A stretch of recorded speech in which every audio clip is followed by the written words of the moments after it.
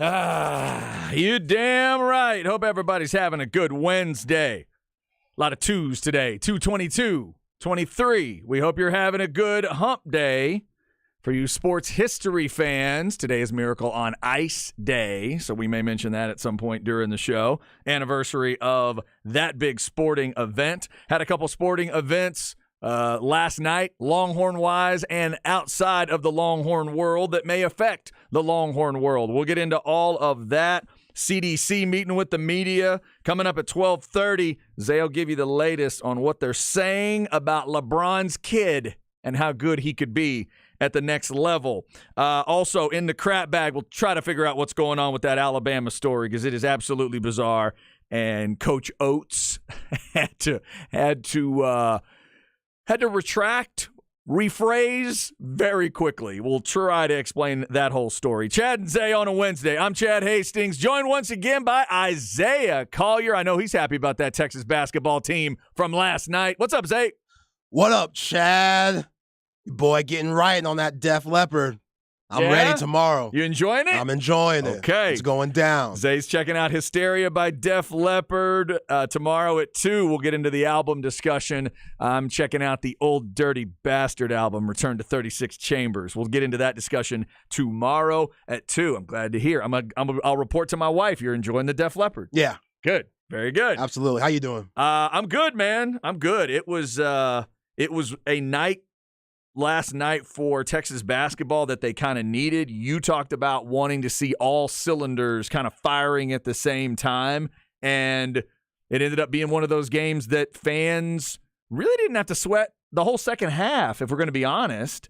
I mean, they really put a nice lead on Iowa State. I think the second half was dead even, wasn't it? That's right, 25-25. In terms of scoring, they really didn't even need to have that type of second half because of what they were able to do in the first half. A lot of things stood out to me, Zay. Let's just start with Tyrese Hunter. We've been talking about him on a lot of different levels. It felt like going into the game, I kept thinking, man, if there's ever a moment where he could have a decent game, hopefully it can be against his former team here, and they can get some momentum out of it. What did you think of Tyrese last night, and do you think he can build on that now? Well, LeBron say after he won his first ring, I don't know if it was Adam Silver or David Stern that gave it to him, but he said, it's about damn time.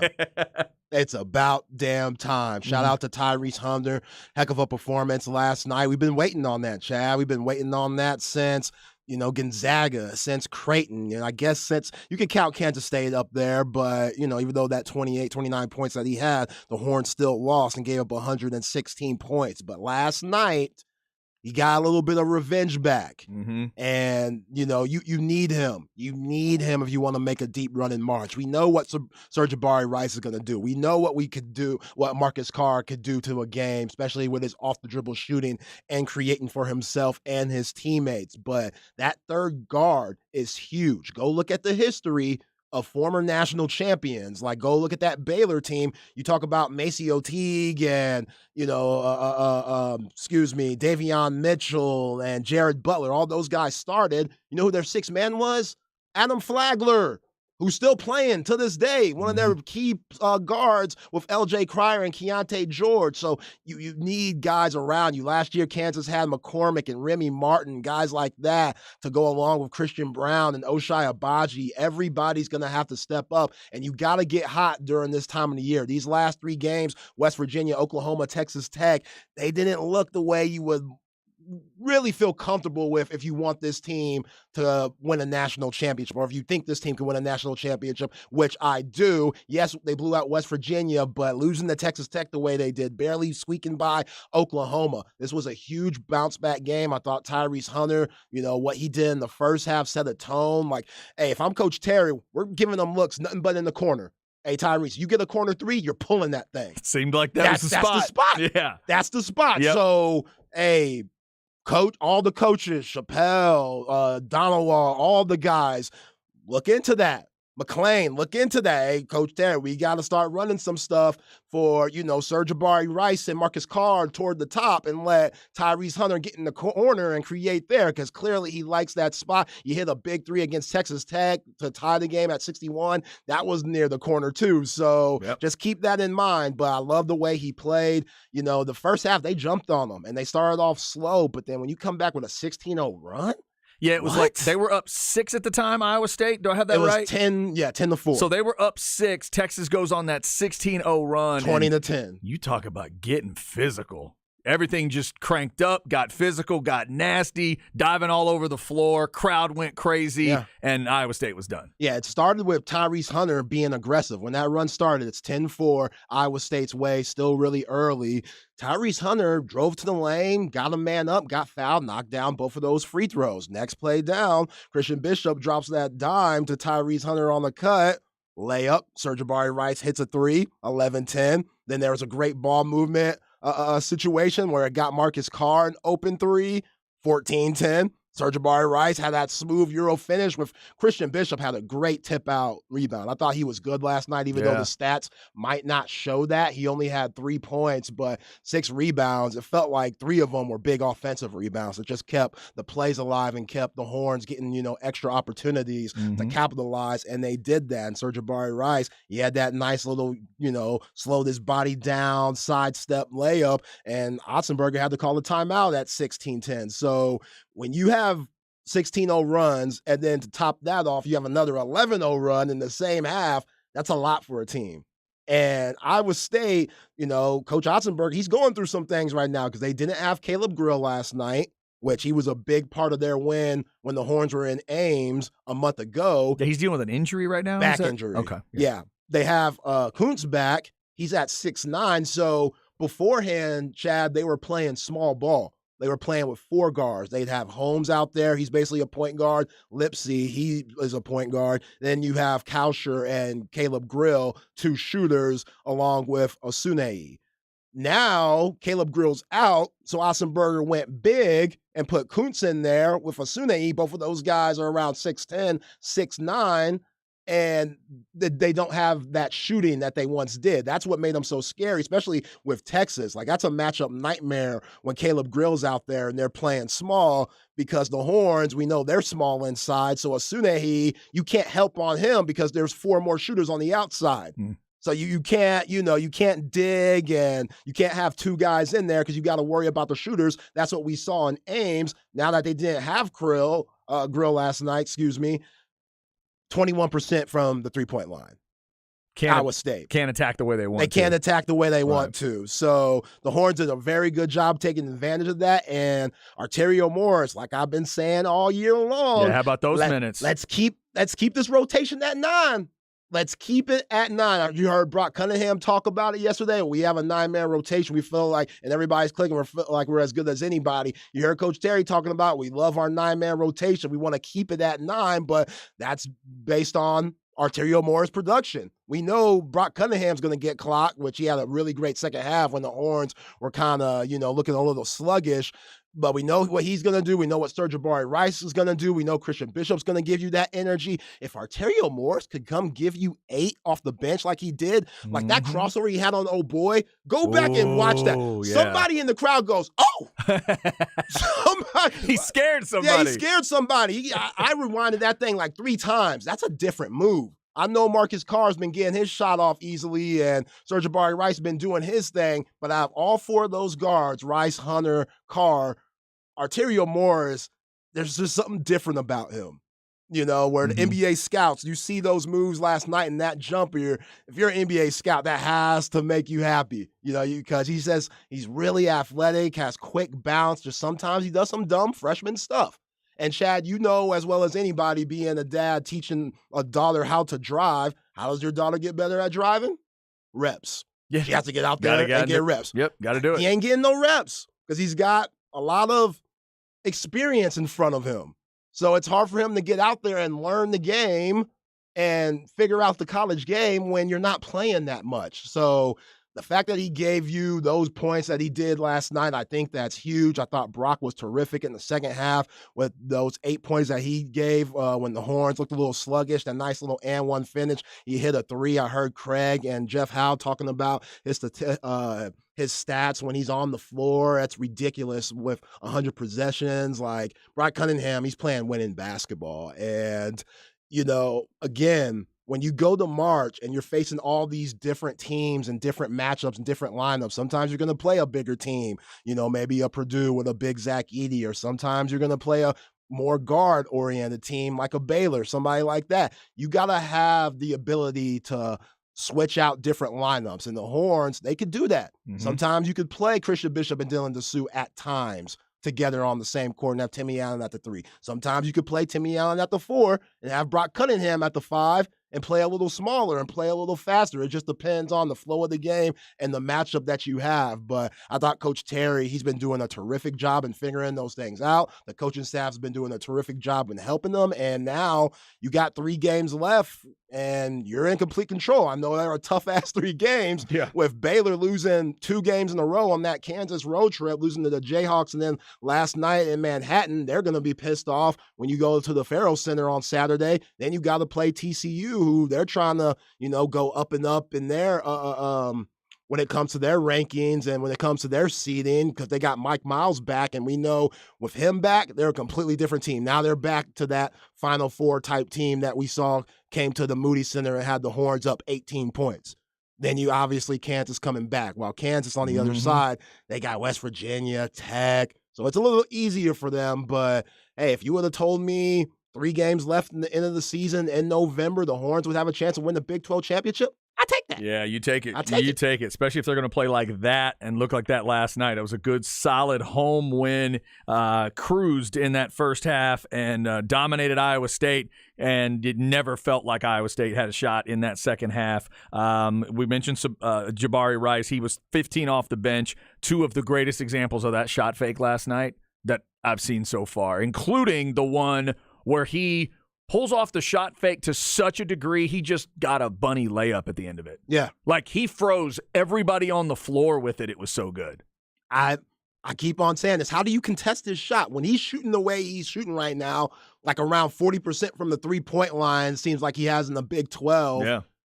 The first option is to go contest hard, to go jump at his shot. And he got a shot blocked last night. He did. He got his shot blocked last night. And I was like, wow, that's different. That defender needs to get get some kind of an award. Oh, I'm for framing finally that. figuring it out. I'm framing it. Yeah. I'm framing it at the crib. Be like, yo, the guy with the best shot, shot fake in the game. Yeah. I blocked his shot. He didn't get my ass. That's right. He didn't get me. Yeah. He didn't get me. That was rare, but still, when you're a defender and you know that's a shooter, you have to get out on him as fast as possible. And if he's throwing that pump fake at you, what do you do with that?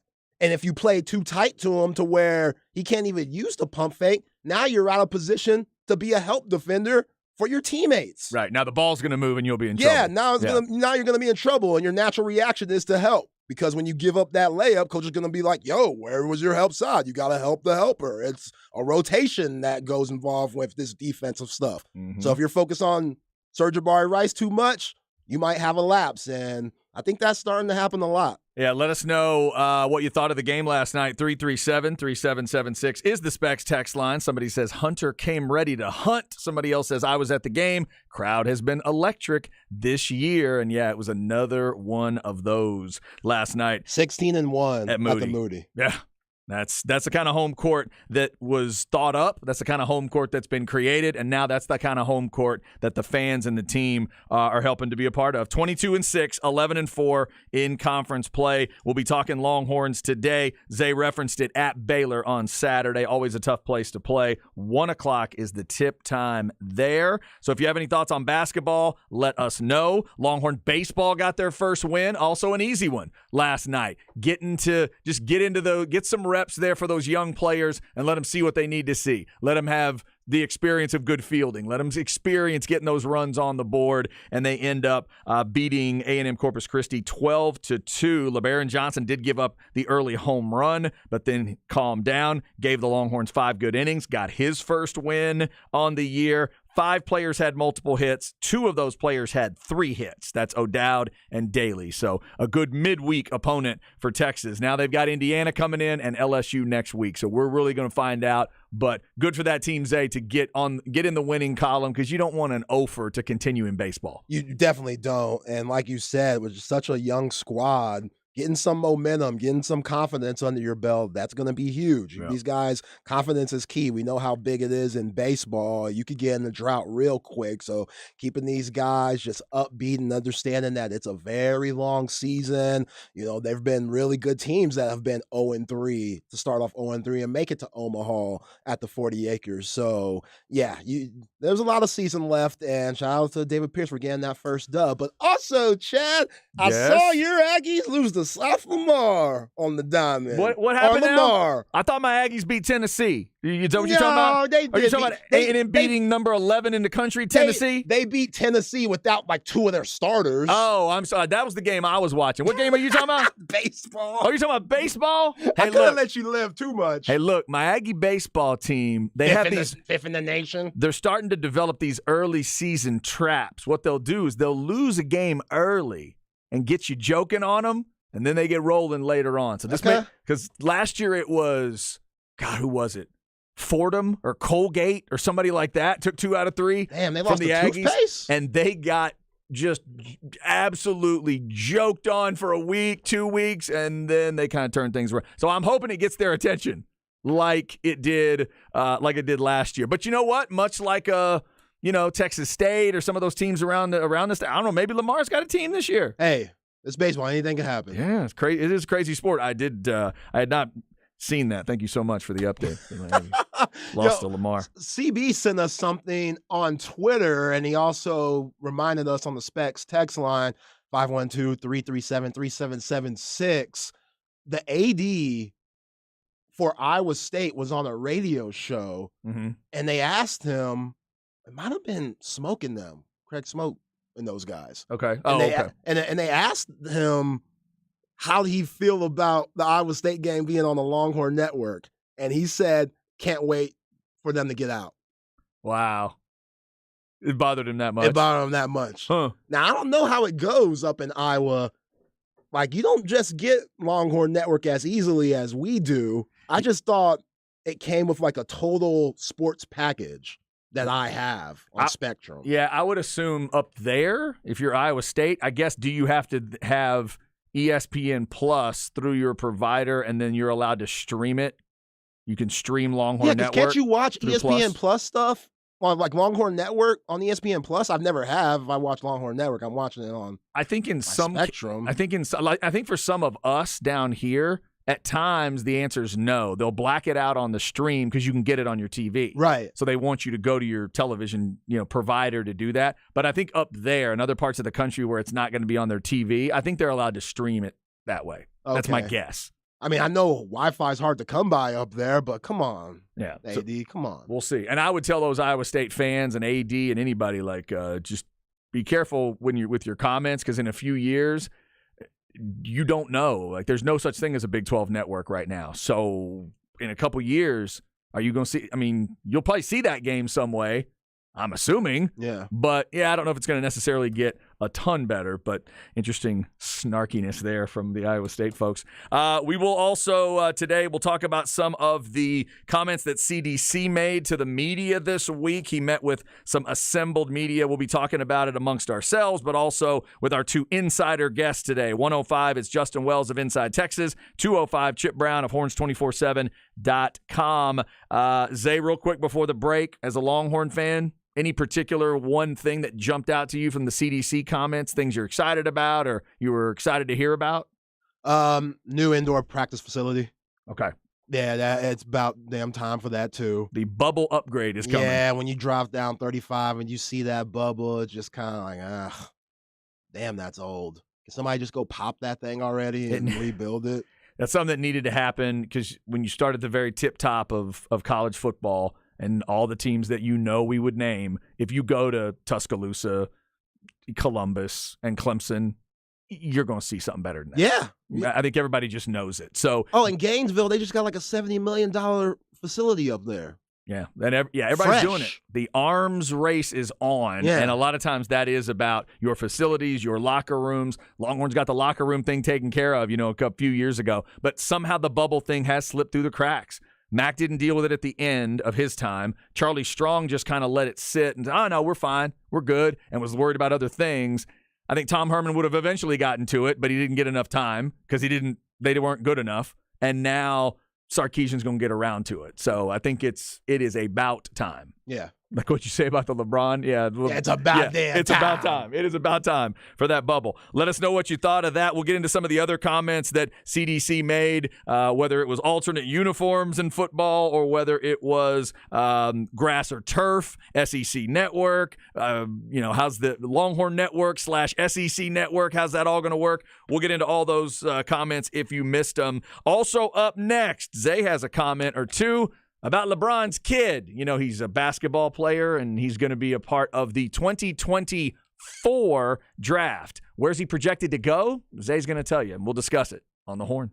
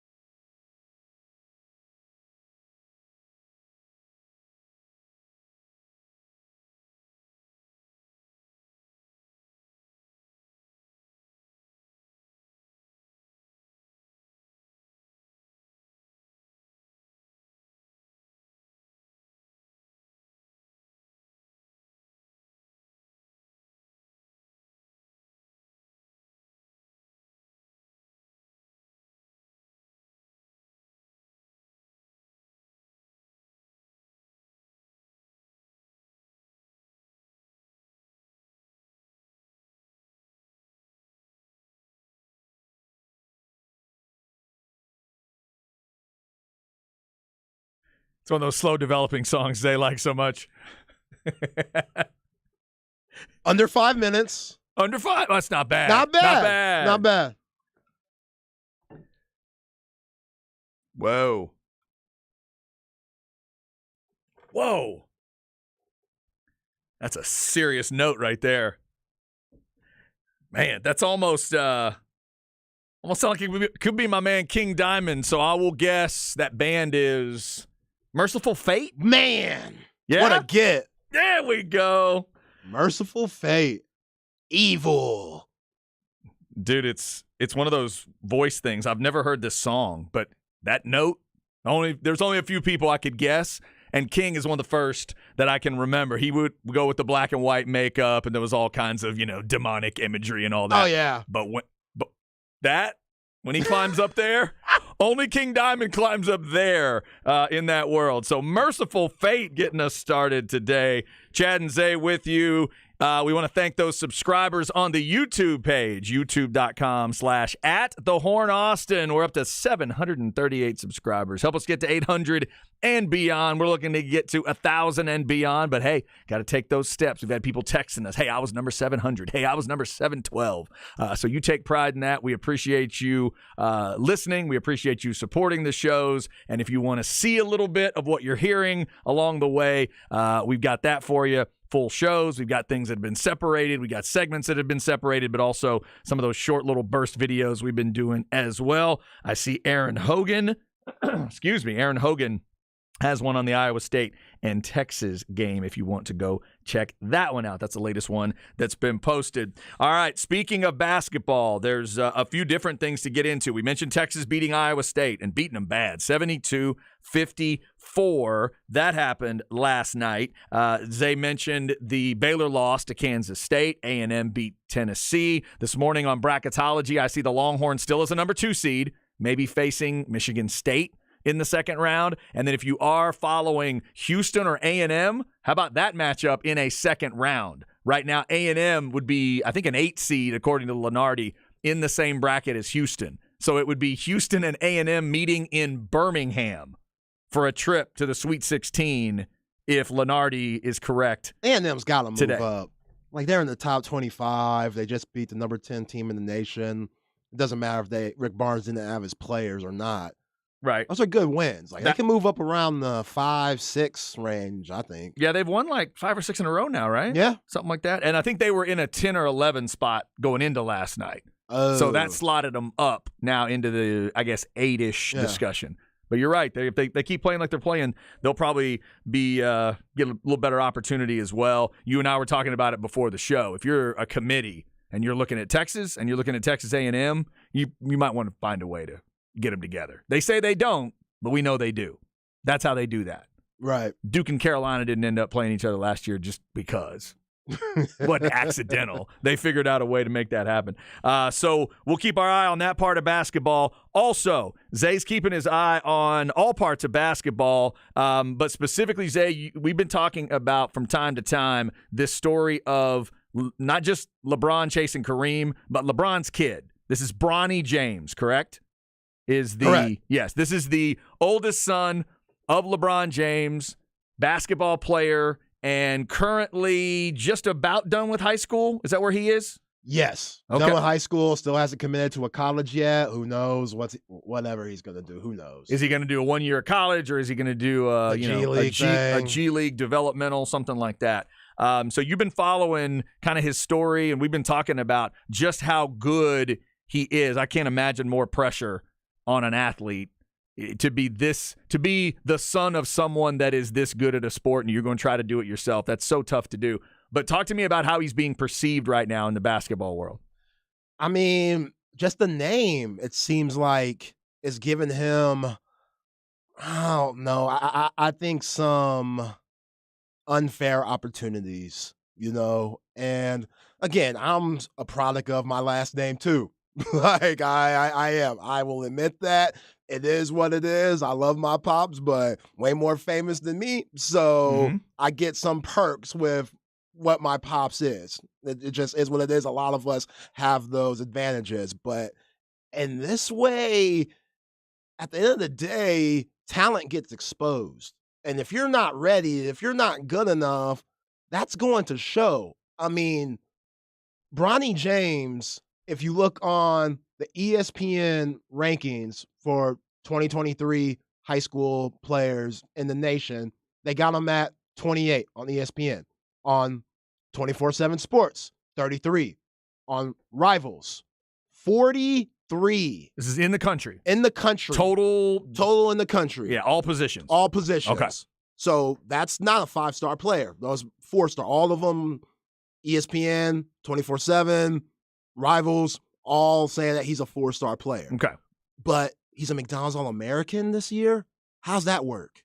He's a McDonald's All-American, and as you've pointed out, one of the 2 studs that the Longhorns have coming in isn't there. Yeah, A.J. Johnson isn't a McDonald's All-American. Right, Ron Holman is. Yeah. And we'll get to Ron Holman in a little bit because he has to do with this story. They're both in the same class. But Ron Holman is. Like, Ron Holman, it's hard to find 5 players better than Ron Holman. Right. He's going to be a stud.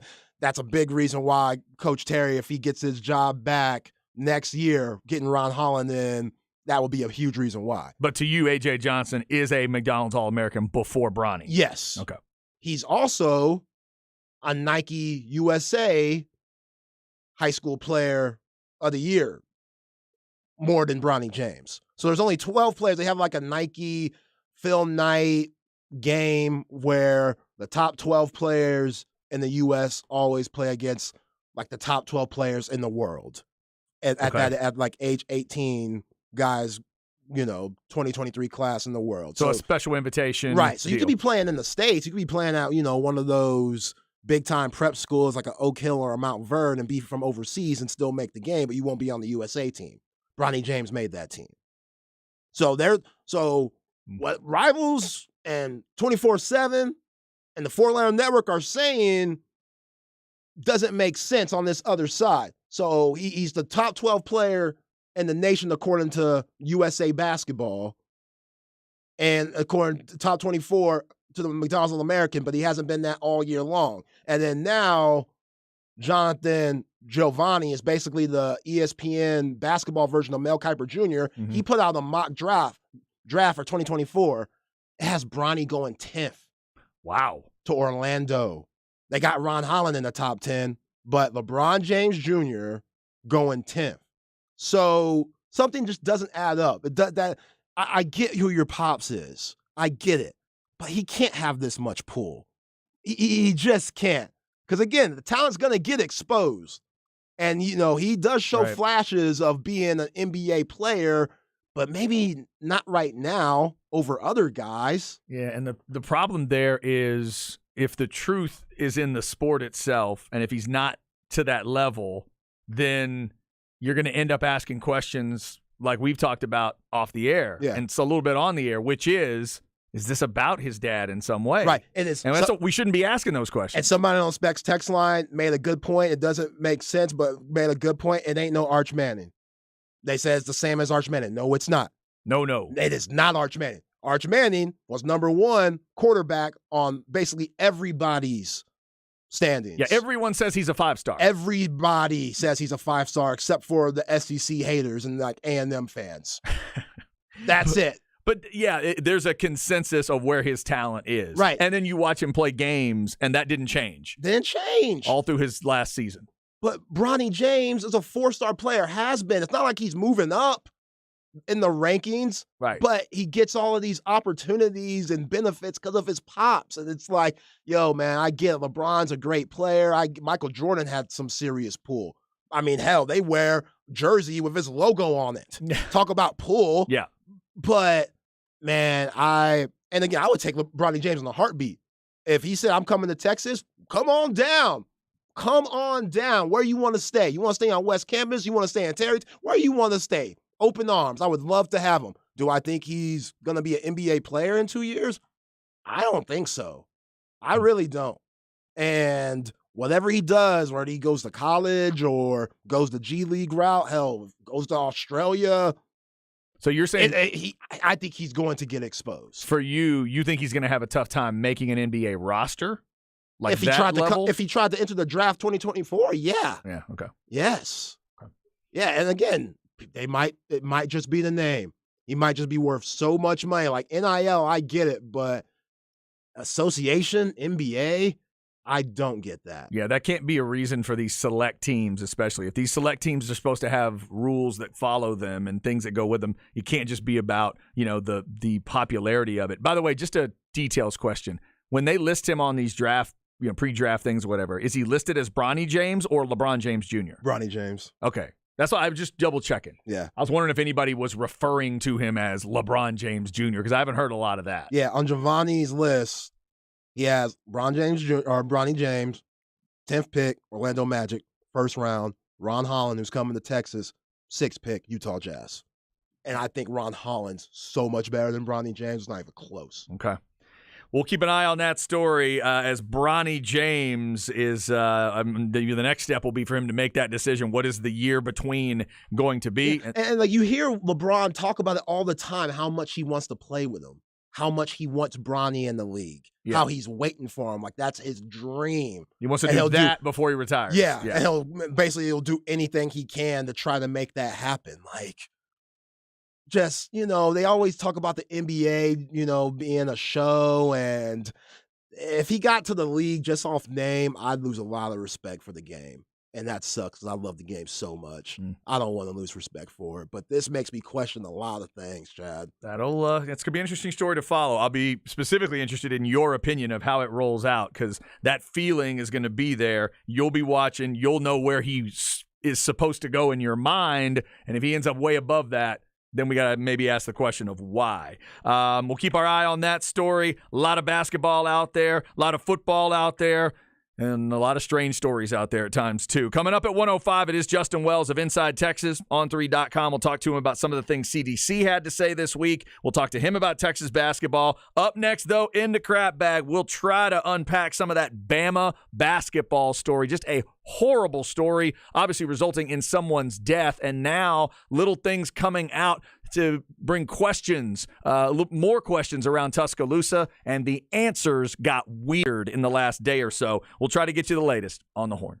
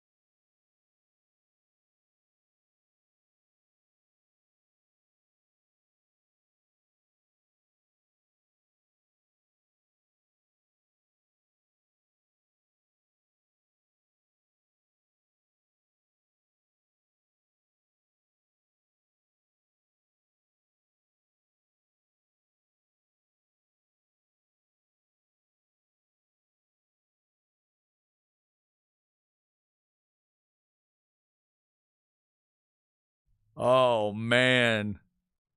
This is going to be just like yesterday. I know the song. I'm just not sure if I'm going to get to the artist. So this is, It's Don't Forget Me When I'm Gone. That's right. Is it an individual or a band? Group. It's a group. Don't Forget Me When I'm Gone. There's a few that I always mix up. This isn't Glass Tiger, is it? There we go. There we go. Glass Tiger. Thank you. All right. Go deep back into those teenage years, Woo, man. that was tough. That was a tough one. Yeah, we had to access like recessed parts of the mind. That's the kind of stuff you have to go in. Aaron Rodgers has to go into the dark for 4 days to access that part of the brain right there. Glass Tiger and Merciful Fate getting us started today. Didn't tour in the past, should tour in the future if they're still together. Shout out to those two bands.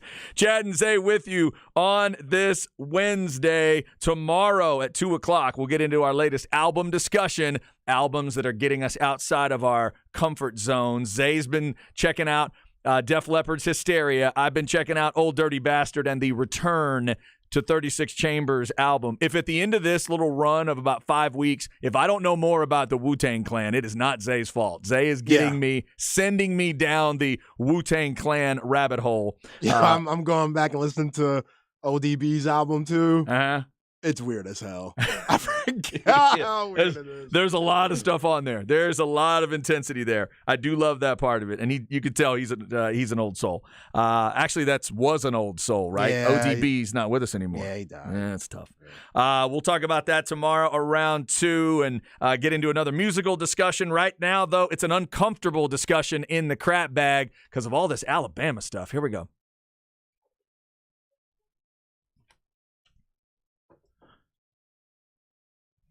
Brought to you by AV Consultations, 255-8678, or go to avconsultations.com. So you may have seen it yesterday, the latest part of this Alabama basketball shooting story where a young woman is dead. 23-year-old Jamia Harris is her name. She was shot and killed in Tuscaloosa campus area, like a downtown, shopping, eating, drinking kind of area where students hang out is what I'm made to understand as far as where it happened. This happened on January 15th. 2 people, including a former player now, Darius Miles, have been accused, or they're facing capital murder charges, and they're trying to figure out exactly, will they be charged and all that. They've already been denied bond, and they're going through these things. But now another name has popped up in this story, and it is freshman basketball player Brandon Miller. He is the leading scorer for Alabama right now. So for everybody to understand the context here, he's the leading scorer, and now as they are going through this investigation and getting things started with the trial, a Tuscaloosa detective testified yesterday that Miller brought Darius Miles' gun to him on the night of the fatal shooting, after Miles texted him and asked him to do so. So then yesterday, Nate Oates, the head coach of Alabama, is doing his normal weekly press conference, and he was asked about this story, about Miller's part in the story, and he said, among other things, quote, "We knew about that. Can't control everything anybody does outside of practice. Nobody knew that was going to happen. Brandon hasn't been in any type of trouble, nor is he in any type of trouble in this case. Wrong spot at the wrong time."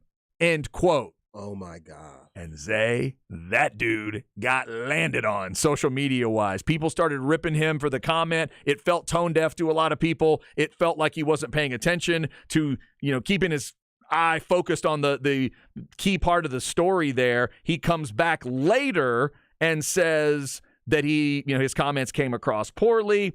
Quote, "In no way did I intend to downplay the seriousness of the situation or the tragedy of that night. My prayers continue to go out to Jamia Harris's family." Yeah, CDC heard that and crossed Nate Oates' name off the list of who might be coaches next year for the Texas Longhorns men's basketball team, because he was a candidate. Yeah. Dude, it felt like his brain was about to say boys will be boys. Oh, my gosh. It really felt like he was about to go there, and it's like, okay, wait, coach, hold on. Now, and by the way, the assistant DAs and apparently the DA's office is saying they can't charge Miller with anything. Yeah. Because if you go back to the communications, apparently it is as simple as Miles is asking him to bring him something that belongs to him. It's Miles's gun, and I haven't heard about, we're talking about the Deep South and gun laws. Yeah, guns get passed around like candy in Alabama. This ain't nothing. Does he need, I'm assuming he needs some kind of a license. Does he have it? Was it his gun lawfully? And then is it, hey, bring me my gun, whatever? Because if he said, bring me my gun, I'm going to kill somebody, that's different. That's completely different. But if it's bring me my gun, things are getting weird down here. Miller could look at that as a teammate that's trying to protect himself. Oh, yeah. And maybe he's just thinking, okay, because also on the other side of this story, there are, as I'm understanding it, their lawyers are trying to argue, Miles and this other guy, they're trying to argue self-defense. They're trying to argue shots came their way. They were returning fire, and that's why the incident happened. So they're trying to figure all of this out. But Zay, this is the leading scorer on the team, and they have a game tonight. Yo, Ray Lewis is somewhere looking at Brandon Miller like, damn, dog. Can't believe this. Like you're 18 years old, 19, whatever. It was one of the dumbest things I've ever heard. Like, if anybody has to bring a gun right then and there, especially for Brandon Miller's sake. Like, I'm looking at a mock draft right now. It's Victor Wembanyama, the 7'3" great. Scoot Henderson, which is supposed to be the next great point guard, number 2. And he's going G League route. Yeah, he's G League. Then Brandon Miller. Wow, he's that. I didn't realize he was that high. Yeah, a lot of people's, he's like 3 to 5. I knew he was 6. like top 10-ish. I didn't realize he was top 3. Yeah. Okay. When I talk about these freshmen out here, I always talk about Grady Dick, Keontae George, and Brandon Miller. Those guys are the real deal. And yeah, for Nados to say what he did, this is a really sad story. If you're Brandon Miller, the fact that he's not going to get any time, like they got a game tonight. Yeah, they're at South Carolina. Yeah. I'm assuming he's already there with them. Yeah. He's going to play tonight. And because as of this moment, again, the DA is saying we can't charge him with anything. Miles could have said, I guess in their mind, legally, it could have been, hey, bring me my blank, and you bring it to him. That particular blank is then in your car. Then Miles sends somebody else to the car to get it. And by the way, I think he went down there, Miller, went down there and parked and then tried to go into a club. Right. Is that what happened? So he wasn't in the car. And wherever he parked blocked the victim who got shot. Oh, is that right? Yes. Okay. Like blocked them out. So that's really odd. Like that makes it seem like you knew something was going on. Right. Something. Yeah. Like, were you stunting with the gun just to scare people or something like that? Like, was that what went through Brandon Miller's mind? Oh, he just needs it to scare some folks. But again, I'm Brandon Miller. I am gone next year. Like, I'm barely even showing up to class. Like, the only reason why I'm showing up is because I want to play in March. That's it. But after that. Yeah, and right, because your team is so good as well. Yeah, I'm getting ready to get my handshake right for Adam Silver. That's what I'm working on. Like, how am I going to dap up Adam Silver in a few months? I ain't trying to get in no mess like this. And it goes back to the John Morant thing. You know, like these guys out here thugging and stuff with all these expectations and, you know, why? Why? Put that aside. You don't have to do all this stuff. Like you're on a college campus. It doesn't get more college campus than Tuscaloosa. Like, come on. I mean, you would have to come up with, again, you'd have to come up with a line of facts that would tell you that he knew exactly what was going on. He knew the backstory of whatever it was. Because first, remember, they've been charged with, or in the process of being charged with capital murder. So obviously they're going to argue that it was premeditated, that they were planning to kill this woman. But then they would need to be able to prove that Brandon Miller knew they were going to kill this woman. That's very different. Like if I'm the parents. Then could you please bring my property down here when you're coming? You're coming anyway. Down to the club. Can you just bring my stuff to me is basically the basic version of that. Yeah, if I'm the parents, how is this guy not an accessory? Like of the victim of the girl. Like because he parked the car that blocked the victim from getting out and leaving. Then they shot it up. And he was around enough. And the car he drove ended up with bullet holes in it, right? It Yeah. was that close in proximity. It wasn't like he was 2 blocks away. So there's that part of it. There are people asking that question. By the way, I mentioned they're at South Carolina tonight. What are those signs going to say? They're going to be wilding out. The security is going to be grabbing signs from people tonight, maybe asking people to leave. What are they going to chant if he's shooting free throws? There's going to be a lot going on there. And then there are those, Zay, wondering, just based on that press conference and the sort of aloofness and disconnected quality, do you maybe sit Nate Oates a game or two at least and say, hey. You know what winning means up there. They ain't gonna sit that guy. They have a chance to win a national championship. That's what that's what makes it even more toxic and dark. This ain't like one of the old Alabama teams that don't really play for them because you're too busy worrying about Kentucky making it out of the SEC and winning. This team has a chance to win a national championship like 15 other squads in the nation. Right. So that's what they're looking at, which makes it look so bad. Like this isn't above the game.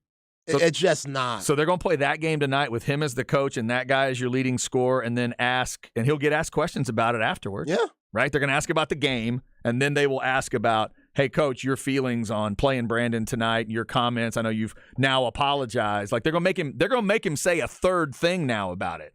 It's not going to go away. So I don't know where this story goes, but that is the latest on this and why there's another name inserted into this story. Brandon Miller, leading scorer for Alabama. As of this moment, they're saying they do not have anything to charge him with in the case. Darius Miles is obviously a scumbag, but what teammate puts that's the thing, like in the hood or these low poverty areas, Chad, that's the thing. Like you keep the guy that's gonna make it out safe. At Compton, all these hoods and stuff. Like the guy who makes it out of the rough areas is usually kept safe because they know he's gonna make it out. So if you're Darius Miles, and Darius knows that. Yeah. He knows how good Brandon Miller is. Right. He knows that, drunk or not. I don't give a damn. He knows that stuff. Yeah, that's right. Darius says he was so drunk he doesn't remember the night. Whatever. But yeah, that's part of it too, I guess. For Brandon Miller's sake, like, these ain't your friends. These ain't your boys. You're not protecting your boys or teammates in this situation because they're putting your life at risk, which you have way more to live for than them, obviously. Man, you just hope for Brandon Miller's sake that there is no proof that he would have known. That's what you're hoping if you want him to go on and have the career that I got Alabama losing first round in my bracket. I don't give a damn who they play. I don't give a damn who they play. They can be playing Eastern Carolina, Tech State, Northwestern. You're not picking them. I don't care. I am not picking them. Not picking them. Fair enough. All right, there's your crap bag trying to update that story. Up next, Justin Wells of Inside Texas. After that, we'll get you a flex segment, including some of the winners last night in the high school basketball playoffs. And our man Zach Lucero from Flex will join us to preview the Wednesday night Flex show. That comes your way tonight at 7 right here on The Horn.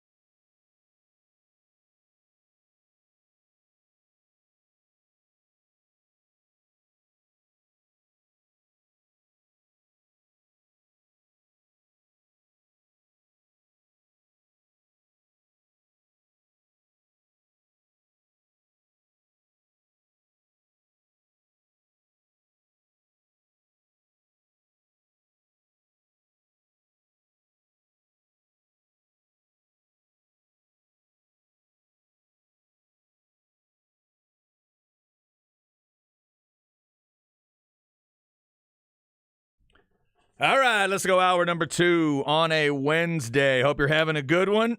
Excuse me. If you are a Longhorn fan, you're probably having a good day. Basketball team bounces back, looks good. I say bounces back. They beat Oklahoma, but a close win. Keep the momentum going and get a big, comfortable win against Iowa State last night. Baseball team, the one bouncing back after starting 0-3. They get their first win last night easily against A&M Corpus Christi, 12-2. We've also been talking a little bit about CDC, meeting with the media, talking about some Longhorn issues. And to get into all that and maybe more, you just never know what we're going to talk about with this guy. Let's go to the Vaqueros Cafe and Cantina hotline. It's our weekly visit with Justin Wells of Inside Texas on 3.com. He is at Justin Wells 2424 on Twitter. Justin, how are you, man? Hey now, I'm doing pretty well, guys. How about yourselves? Doing pretty good. We're good, Jay Wells. Thanks, man. Yeah, doing pretty good. There's a lot of different angles to get into with you today. Let me just start with the good of this basketball team. We talked yesterday, and Zay was talking about wanting to see the multiple cylinders fire at the same time, and boy, it felt like that happened in that first half last night. A lot of good energy I thought was released at the Moody Center last night. You know, I'm starting to think that the Moody Center is becoming a home field advantage. Yeah. I think the Corral is definitely living up to its billing. I think it's a good team. It's a fun team to cover and to watch. And you know, Iowa State comes in number 23 in the country. I've said it 100 times in the last 3 or 4 months. The Big 12, going through it is absolute hell. It's a gauntlet. Some weeks you wonder why you got beat in Lubbock by Tech. The next week, you wonder how you blew out Iowa State at home. It's just the way this conference is going. With the OU win, you had to know that was going to be close. The last game wasn't as much. Oklahoma's playing a lot better right now, and they were a layup away from potentially putting it into double overtime. I like the Iowa State win, though, because I like what they said, hitting on all cylinders. That's kind of what it felt like. And listen, when Tyrese Hunter is playing good basketball, this team is top 5 in the country. This is a Final Four caliber team when Tyrese Hunter is playing really well. And so that, to me, I think was a big step. They were shooting lights out last night. And I felt like once, you know, with this group, it feels like if they hit a few early shots in the game, it kind of sets the tone for the rest of the night. And it's usually a W for the Horns. And so last night was kind of like that. They started off hot. They played really well. They put it in cruise control. Good stuff from the guards. Your typical Jabari Rice, pump fake, Tyrese Hunter hitting from the outside a little bit. And so at the end of the day, this team is looking like a 2 seed. And they're going to be battling for a 1. But I think it's pretty safe to say right now they would probably be a 2 seed. A little bit more of the conference to go. I think they're keeping pace with Kansas, and I think that's the biggest factor of them all. And actually, I think the team that winds up winning the conference is probably going to take that 1 seed. And so it's setting up for a big game to end the conference with Kansas at home. You know, Jay Wells, you hit it on the head when you talk about it being a gauntlet. And sometimes when you have a conference like the Big 12, you get a little scared because you think that a team could maybe wear down when March comes around. But as you've seen these last 2 national champions with Kansas and Baylor, that's not necessarily the case. And last night, you know, like you said, Tyrese Hunter, they're a completely different team with those guys playing well. But Arterio Morris, man, those 8 points that he gave you, if Coach Terry could go down the bench and see Brock Cunningham, Christian Bishop, Jabari Rice, and now Arterio Morris, and all 4 of those guys coming off the bench could give you production, man, that's huge going into the tournament. Arterio Morris is one of the most talented guys in the program, Jay. I mean, we saw him in high school. I saw him in AAU ball a few years ago. I mean, absolute absurd athleticism. Great off-ball kind of guy. It looks like he's gotten a little bit bigger, a little bit stronger in his first year at Texas, and he's trying to find his identity. He's trying to find his role. Listen, Morris is a guy that could start at a lot of programs, I feel like, in the country, but he chose Texas, and at the end of the day, he's finally starting to find a niche. He's finally starting to find a role. And, you know, he played a little bit earlier in the year, and I'd noticed he would make a good play on defense, and then he'd miss a help side. and then he, make an extra play on offense, and so it's one of those things where he's getting into the groove right now. He's finding his sweet spot, and you said it. If Coach Terry can find a way to deepen that bench and to get 8 points out of Aterio Morris on a regular game-to-game basis, this team becomes even more formidable come next month. Talking with Justin Wells, Inside Texas. Off of basketball for a second, Justin, I did want to get your thoughts on what stood out to you from the CDC meeting with the media. There's a lot of different angles we could go to. Anything particularly jump out to you, and kind of what the message boards at Inside Texas have been talking about since he did it? Not really. I mean, it felt like a State of the Union address. Mm-hmm. You kind of get a little recap and a review of everything that the board's working on and things of that sort. Joe Cook and Steve Hable did a great job for Inside Texas putting together stories about, everything that happened for Monday night. Bobby Burton had his take as well. I thought it was kind of status quo, to be totally honest. Kind of giving you updates a little bit from facilities. I like to talk about grass. Now, listen, we've been talking about grass since Matthew McConaughey was in Dazed and Confused, and we're still talking about it. And so I'd like to see that be put up to the forefront a little bit. I like that they're adding a video board to the dish, and I like that they're probably not going to be changing any uniforms anytime soon. I like CDC's stance on that. But otherwise, it was like a State of the Union address, and it was basically checking all the boxes and giving everybody the alumni and whatnot kind of the updates that they need from a year-to-year basis, and that's what CDC does, and that's what he does really well. He galvanizes this sports program and continues to build a monster in Austin. Yeah, Justin, much like Matthew, I'm glad you went to the grass, because that's kind of what I was thinking about, and I was going to lead you there. I'm glad you said it. But to me, I've always used the phrase "be Texas" sometimes when it comes to the Longhorns. To me, DKR with grass and then the dish with grass. That feels like Texas to me. I was glad to hear one of them. I honestly could have gone either way on, but I was really glad to hear that the plan is the dish will have grass at some point. From a baseball standpoint, I would much rather prefer grass. On that turf, when the ball hits, I mean, it turns a single into a triple sometimes. Yeah. But I mean, that's what we grew up watching. That's what the dish has always been. And so, grass on a baseball field just feels much more natural. I like the field turf in football. I'm not going to lie. I can go either way when it comes to football. The field turf, as long as it's up to spec and it's not like the sod father from the Super Bowl that basically was guys playing in quicksand. I'm a field turf guy, and so I've seen DKR in different realms from turf to grass, and I'm kind of in the middle there. I prefer field turf, but from a baseball standpoint, I'm old school. I want real dirt on a mound, and I want real grass in the outfield, and I like that. It looks like that progress is going that way after the football facilities are cleaned up a little bit. Justin Wells, what would you tell a Texas football fan that saw this team under Steve Sarkisian in his first year that went 5-7, then the next year went 8-5, where a lot of teams thought they could have been in Arlington? What would you tell them about these 8 Texas coaches getting the extension? I would say this is how you keep a good group of guys. This is how you keep the party going. You need that continuity. It's huge. Every year, if you're doing well, your coaches are going to get pillaged. That's kind of how that works. If you have a good season, you're going to lose a coordinator. You're going to lose a position coach, even a recruiting coordinator from time to time. That shows the health of a good program.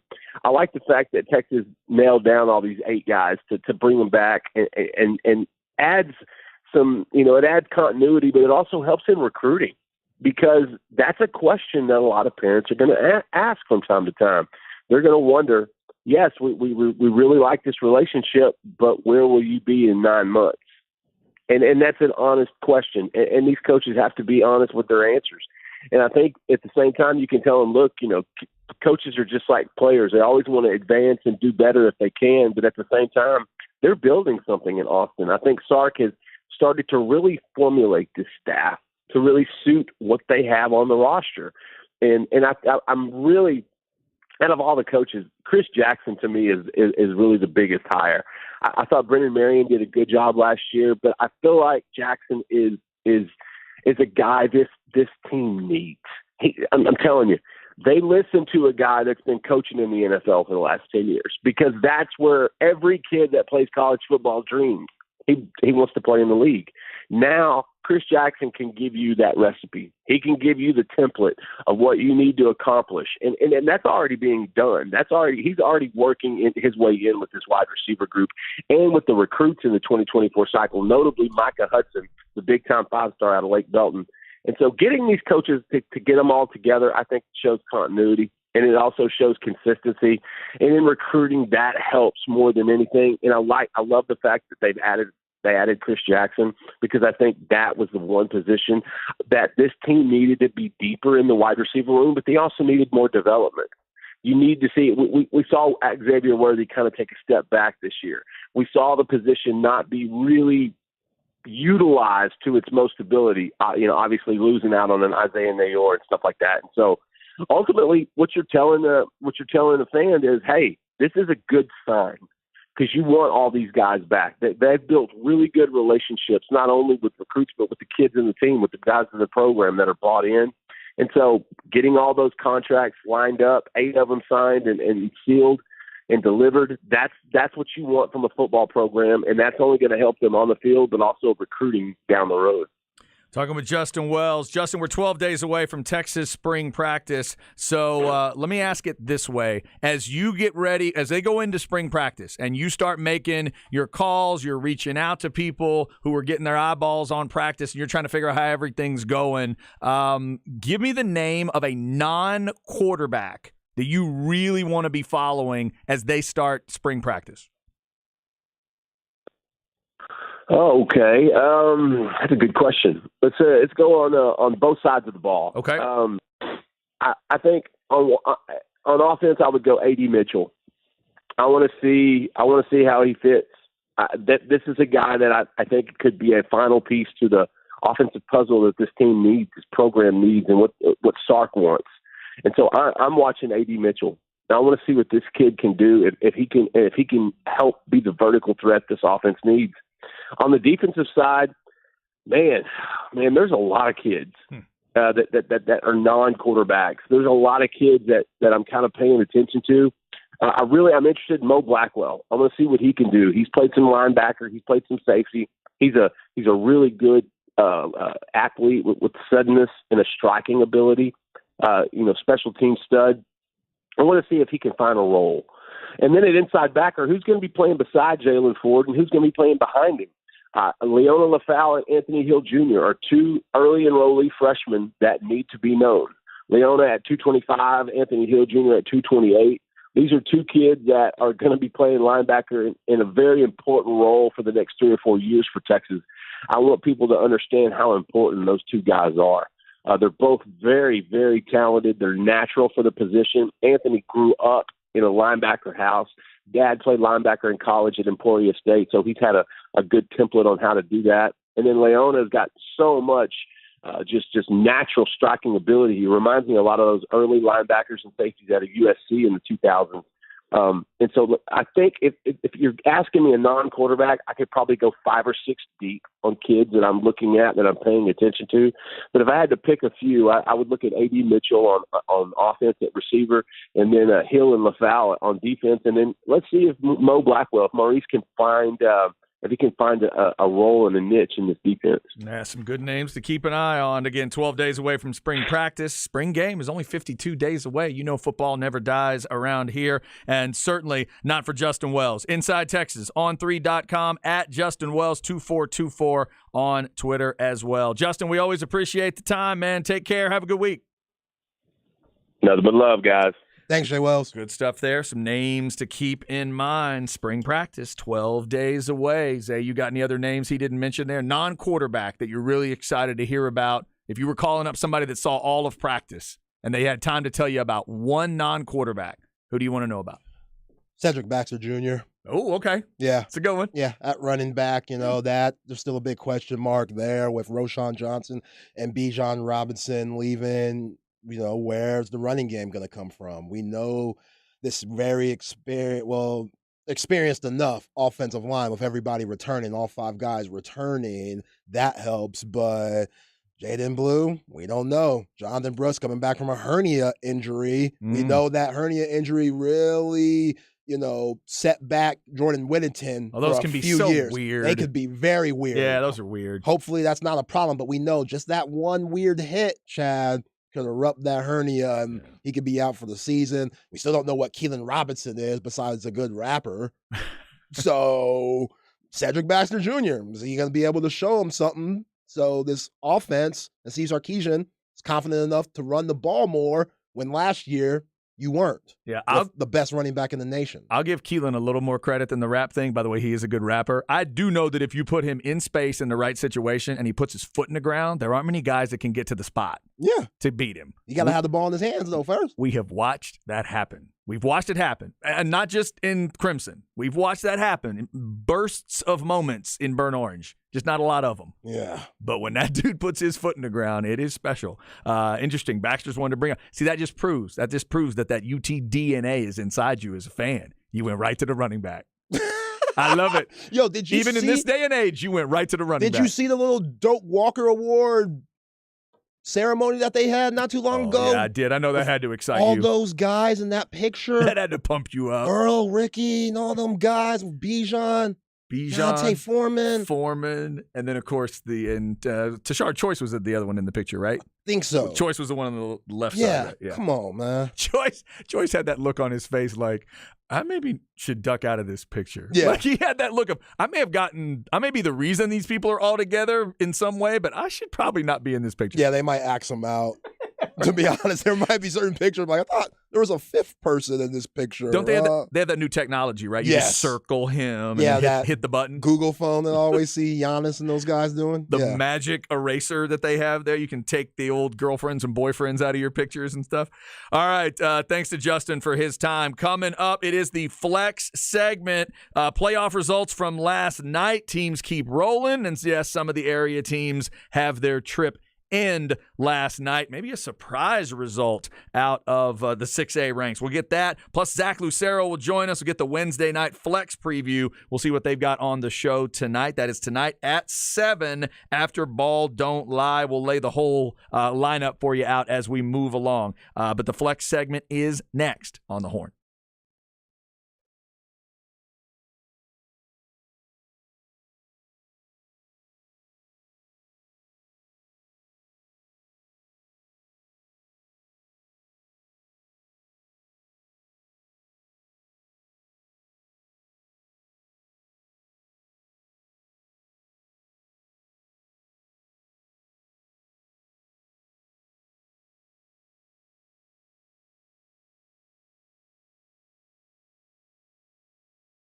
This is Chad. Let's talk Underdog Fantasy. Easiest place to play fantasy sports. You've got the NBA coming back for the second half of the season, and they're back tomorrow night for games. You can put a pick'em game together with NBA guys. They've got soccer. They've got hockey. Going to have Major League Baseball, of course, when it cranks up. With the pick'em game, it is so easy. You pick whether your favorite player will have a higher or lower stat total in the game for a chance to win big. You can win up to 20 times your money in a single game. Just pick between 2 and 5 players to build that pick'em entry. Get them right, and you win. You can make rivals picks as well. That'll pit 2 players against each other with certain stats. You can look at the pick insurance option, which increases your chances to win. Trust me, if this old man can get it put on his phone and deal with it and put a pick'em game together, you can do it as well. Sign up today with the promo code HORN. Get your first deposit doubled up to $100. Visit UnderdogFantasy.com or find them in the App Store. And don't forget to register with my promo code HORN to get your first deposit doubled up to $100. Must be 18 or over and present in a state where Underdog Fantasy operates.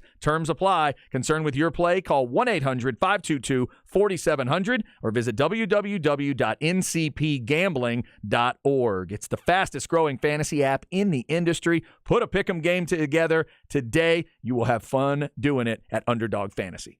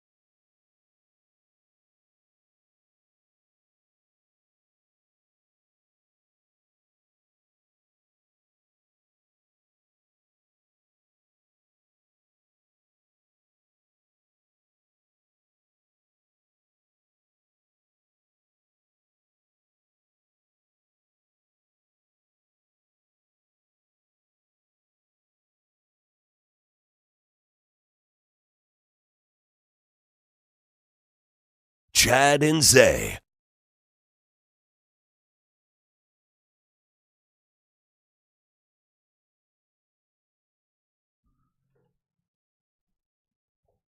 It's a legendary song. I don't know if I've ever committed the artist to memory. Is it a group name or an individual? Individual. Individual name. Yeah, this one's tough. Yeah, this feels like it's going to be sort of a one-hit wonder-ish kind of name, not like a massive name. I don't know. Who is it? Gene Knight. Yeah, I didn't have that one. Gene Knight. Love the song. I mean, great song. So Knight like K-N-I-G-H-T? Correct. Okay. Who do you G- think you are? Mr. Big Stuff. This one's been used to sell a product or two. I hope Gene is still with us to enjoy, or at least maybe Gene's family is still with us to enjoy some of the benefits of that, man. I've heard this one plenty over the years selling stuff. Gene Knight, Glass Tiger, Merciful Fate, all on the show today. Got more music coming up for you. We got Chip Brown of horns247.com coming up at 2:05. More on CDC's meeting with the media this week. Texas basketball, Texas baseball getting their first win, all that kind of good stuff. Right now, though, let's get into the Flex. We'll set up the night's shows for you, including the Wednesday night Flex show. We'll talk some high school basketball. Here we go. Flex ATX for the best high school sports coverage. Listen to The Horn and go to FLXATX.com. Flex 30 is brought to you by Brain Vault. Brain Vault is a revolutionary and patented mouthguard that has been proven to help reduce the risk of concussion. Visit BrainVault.com and join the movement. All right, so tonight at 7, it'll be Wednesday night Flex with our man Zach Lucero and Cameron Parker. And Zach's been nice enough to join us again to get a little preview of the show. We're going to talk some high school hoops and football, I'm sure, and other things with him. Zach, how are you, man? Hi, I'm doing good. Always honored to be a guest on The Right Call with Zay Collier. Yeah, that's right. Whoa. That's not the right call. It's There a it Chad and is. Zay.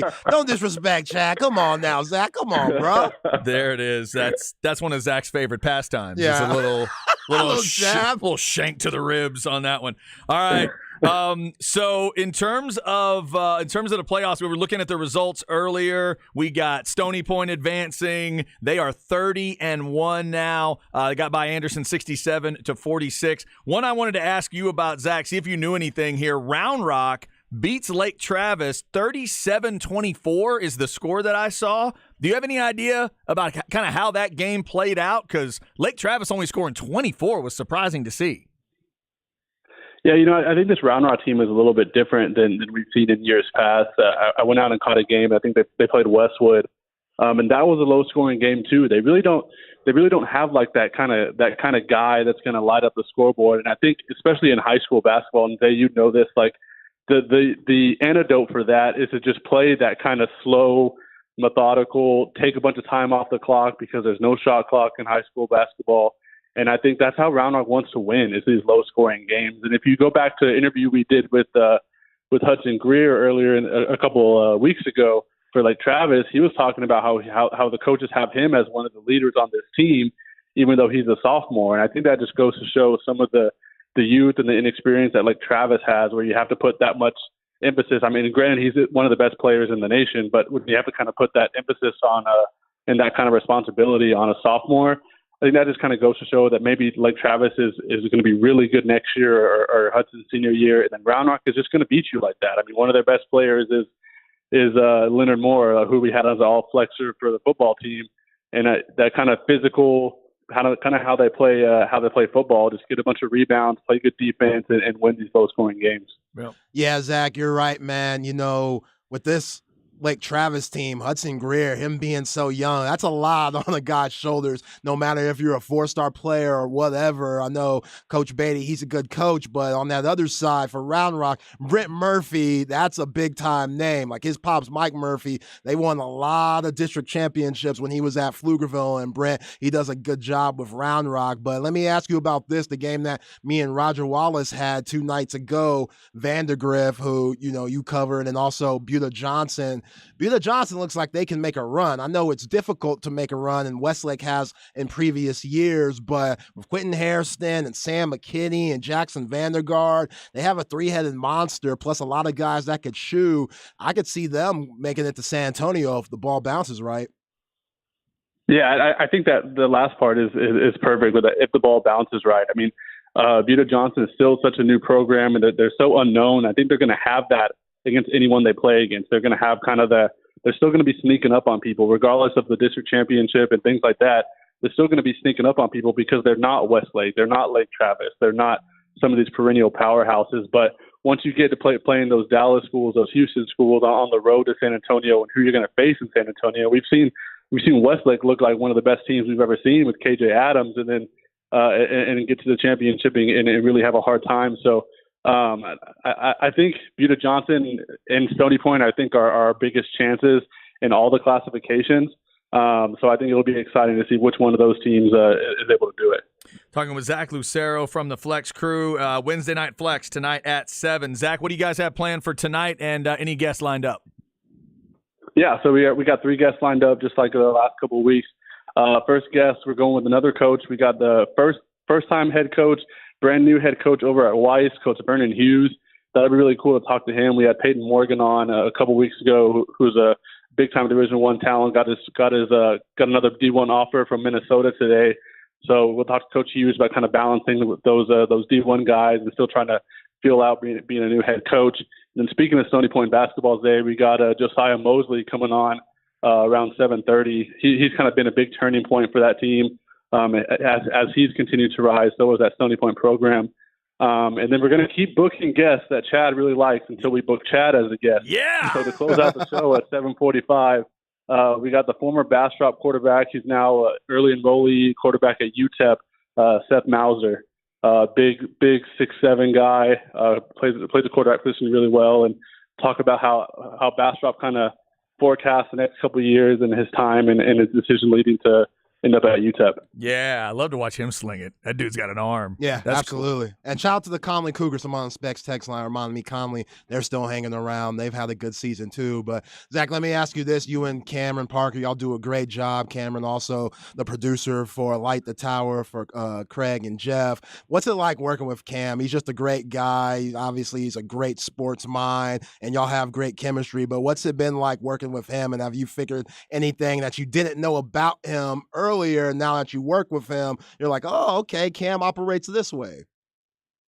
Yeah, we got Nolan Hogan that comes in and helps us out too, and I think that's the cool thing about being at the Horn is I mean, there's guys like Aaron Hogan and Bucky and Rod and Coach Harge that are like big time staples of radio, but then there's still this young core of guys like me and you and Cameron and Ty Henderson that I think anytime we're on the mic together, any combination of us, I think we just have such a great chemistry. Like me and you, when I get to do this with you, Zay, and when I get to do the show with Cameron Parker, I think we really shine. But I think the funniest thing about working with Cam is we try to like liven up the little like the rejoin music and stuff like that. And I'm like, okay, Cam, like play like something good, play some hip hop. And then Cam will make these like super deep like underground hip hop cuts. And I'm like, dude, just play some Drake or something, dude. Come on, bro. Play Hotline Bling, dude. Jesus. That would be one of those things. You talk about not judging a book by its cover. When you meet Cameron Parker, the first thing you would think when you see him and meet him is not, this guy probably knows the deepest levels of hip-hop that others don't. Yeah. Because I've watched him, and that's not my world. I'm learning it as much as I can and certainly respect that world. But I have watched Cameron make references, play songs, and then I watch somebody like Zay or someone that I know knows hip-hop, and somebody like you, and it's like, wait, where did he just go? So he's in a whole nother world there. It's crazy. Yeah, that's probably the funniest thing about working with Cam. And then Nolan Hogan's the same way, but he's kind of got that long hair, like he'll wear the sweatpants and the beanie when it's 80 degrees. So he's kind of got that vibe, like he knows something. Yeah, right. He's got a secret. Yeah, he's got a secret to tell. Yo, I heard you say Coach Harge. You got to tell that story about Mike Harge, The Ball Don't Lie, and how he used to coach you back in the day. So I've been at the Horn for a really long time. Like I've interned there. I've been around the Horn. So when Kevin left, I heard they were bringing in Mike Harge, and I was like, okay, cool, like Mike Harge, whatever. Like I learned his pedigree that he played baseball, and I met him. Like I was up there for the Flex show when their show ended, and I got up and shook his hand and introduced myself, and he's grabbing my hand and looking at me, And he goes, I think I coached you. And literally, as soon as he said that, he like transformed into this dude that coached me my junior year of high school in select baseball. So I got next week when I come on, you remind me, and I'll tell you all a funny story about Coach Hart from a tournament, an early morning tournament that we had in Corpus Christi. That's a pretty good story.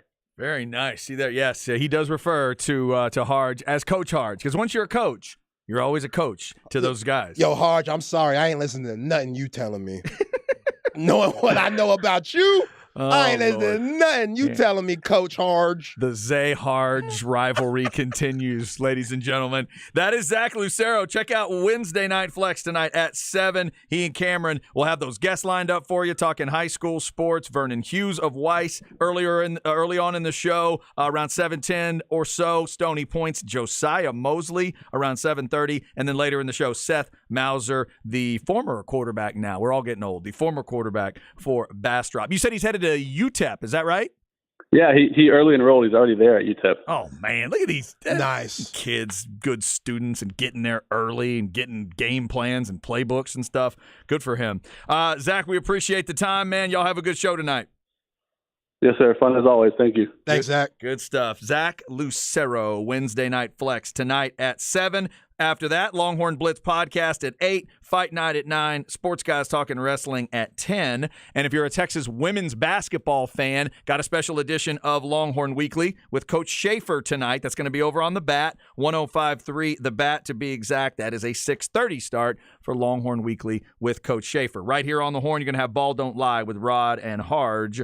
Coach Harge, if you will, all the way up until 7 o'clock. All right, coming up, where are we at in society? Zay will let us know. Maybe he wants to make more fun of Mike Harge. Who knows? He might want to say something rude about Mike Harge. Harge, if you're listening, pay attention. And then at 2:05, it's one of Harge's favorite people, one of our favorites, Chip Brown, horns247.com, the latest on the Longhorns. Basketball team looking good last night, and all the stuff CDC wanted to get into. I want to get into some of that network stuff with Chip, the money, the revenue distribution stuff, but also that LHN question that's still hanging out there. CDC says it'll still be around, kind of. We'll get into that later on, too. Glad you're with us on this Wednesday. It is The Horn.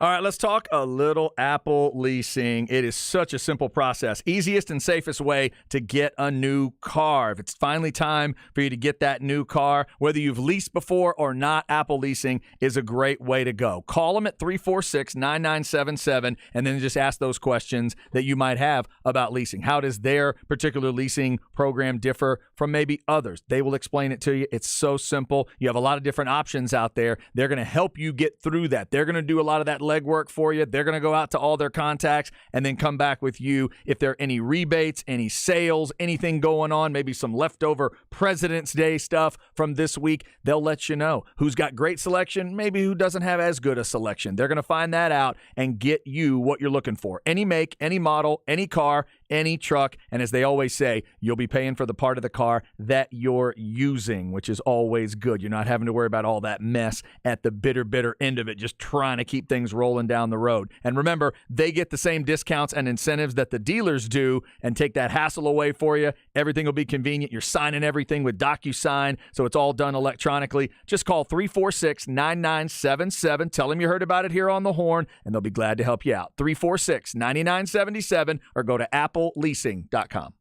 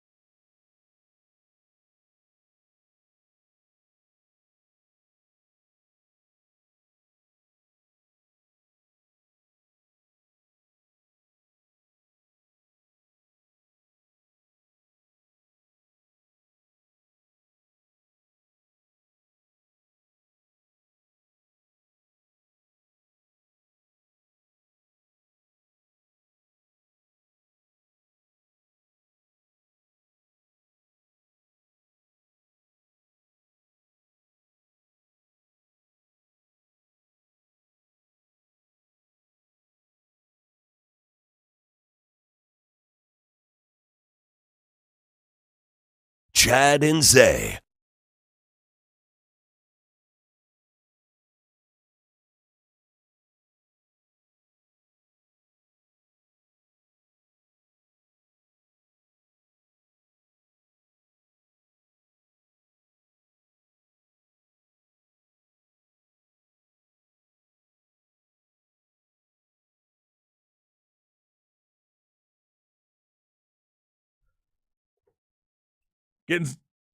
Getting through a Wednesday, almost done with your second hour. I do not recognize the song. What's it called? Faithful. Faithful. Should I know this name? I don't know. I don't know it. All right, who is it? Go West. Oh, yeah, no. I wasn't going to have that. There's another song that I think I might know by Go West, but I wasn't going to be able to come up with that. Go West, Gene Knight, Glass Tiger, Merciful Fate. They've all been a part of the show today. And speaking of music, tomorrow at 2, we'll get into our album discussion. Zay's checking out Def Leppard's Hysteria. I'm checking out the ODB solo album from the 90s. So we're going like 87 for Zay. I'm 94, 95, something like 95, that. yeah. For the ODB record. We'll get into that tomorrow at 2. Had a lot of fun getting that started last week. We're about to get to where we at in society. Before we do, a couple of things to round out the flex segment. Congrats to the Lake Travis girls basketball team for a great season. It did end for them last night, though. We told you San Antonio Clark was pretty good. They beat them by 8, 51-43. So a good fight put up by Lake Travis on the girls' side. They are out, and we also mentioned the Lake Travis boys team out. So congrats to both those squads on good seasons, but they are out of the playoffs. Also, I guess we need to just start talking about the Dripping Springs to Eugene pipeline, Zay, because another Dripping Springs Tiger is headed to Oregon. Not quite getting the attention that the Novosad thing did, I'll be honest with you. Yeah, I get it. Little less.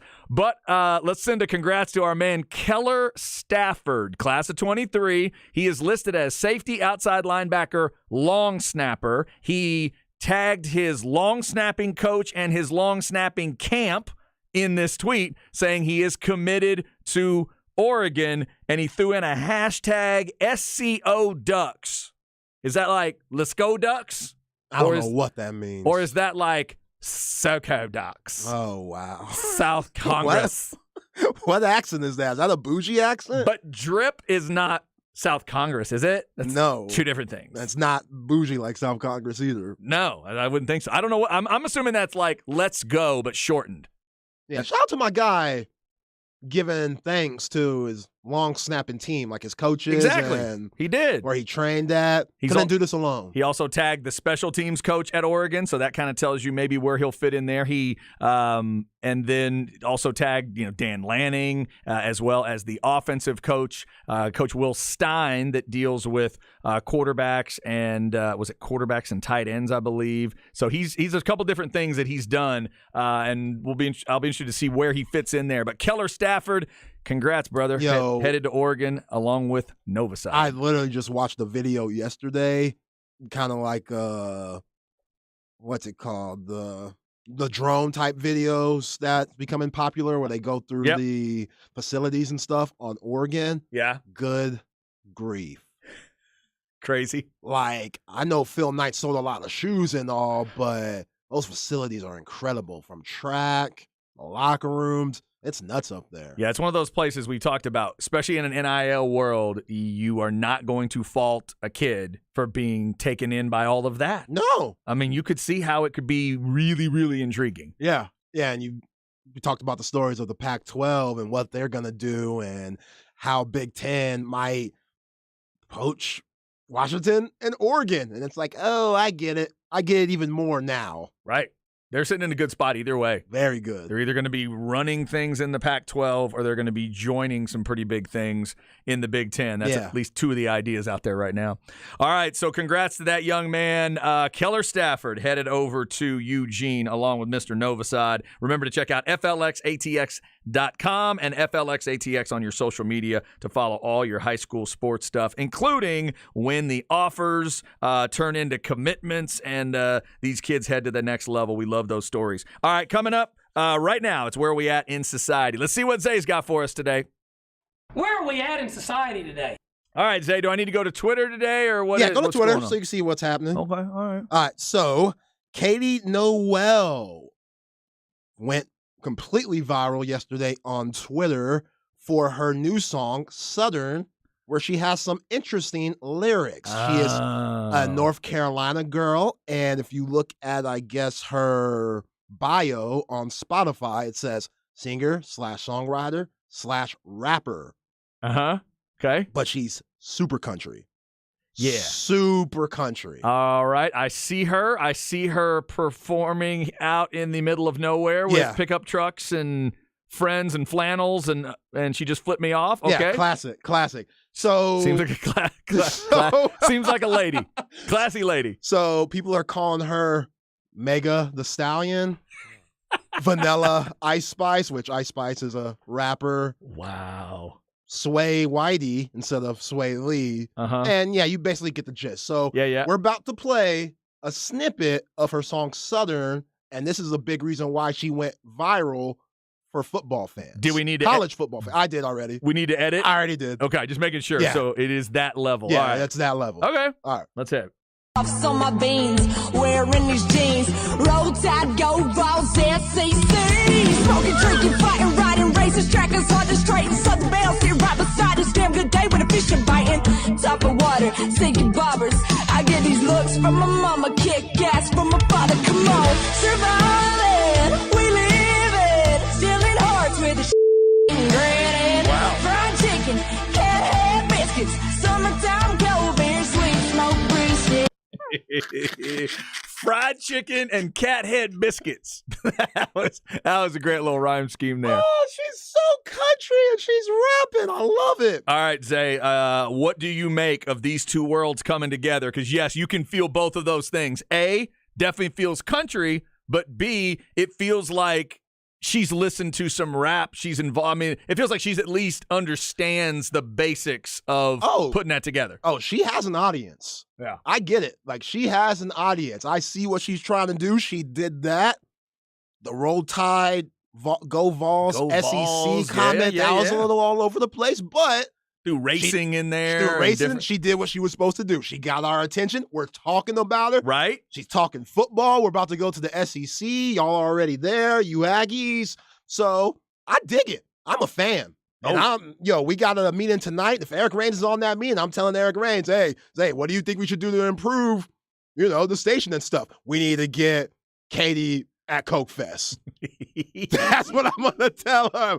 We need to see if we can get Katie Noel's country self to Coke Fest. Wow. So she's Kate, what do they call her? Kate the Stallion?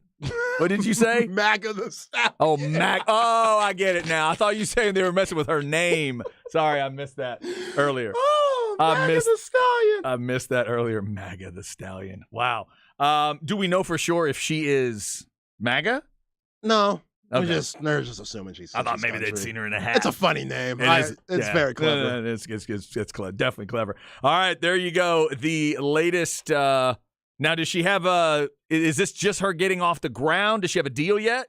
I think she has a couple of hits. Yeah? Yeah. Okay. Spotify says she has 385,000 listeners, so that's pretty good. Now, somebody on the Specs text line says she got an OnlyFans too. Might have to check that out. Really? Might have to check that out. Well, that's a quick way to stop your musical career, isn't it? Like, what do you mean? Is that possible nowadays? You start your musical career and your OnlyFans at the same time, and then they both take off? Yeah, for sure. Okay. Iggy Azalea just got an OnlyFans. Popping.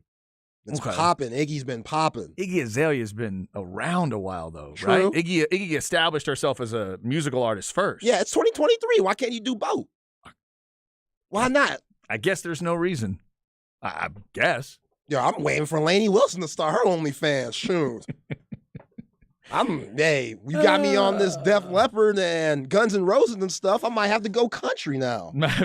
Head off into another world? Yo, we're going to get I you would not mind it. Now I know an album somewhere down the line we're going to have to listen to. If she puts out an album, we're both going to have to check it out. Her first record, when it drops, we're going to have to check it out, Zay. Definitely outside of both of our comfort zones for one reason or another. What's odd, she's from North Carolina, but There aren't any North Carolina schools in the SEC. There are not. No, there's a South Carolina, and that's Yeah, that's it. it. Yeah. Huh.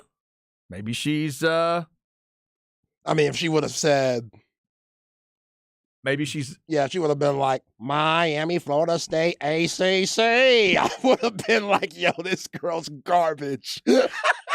I like how you went to the like 50s white voice for that one. Your mouth crunched up. Ah, see? ACC. See.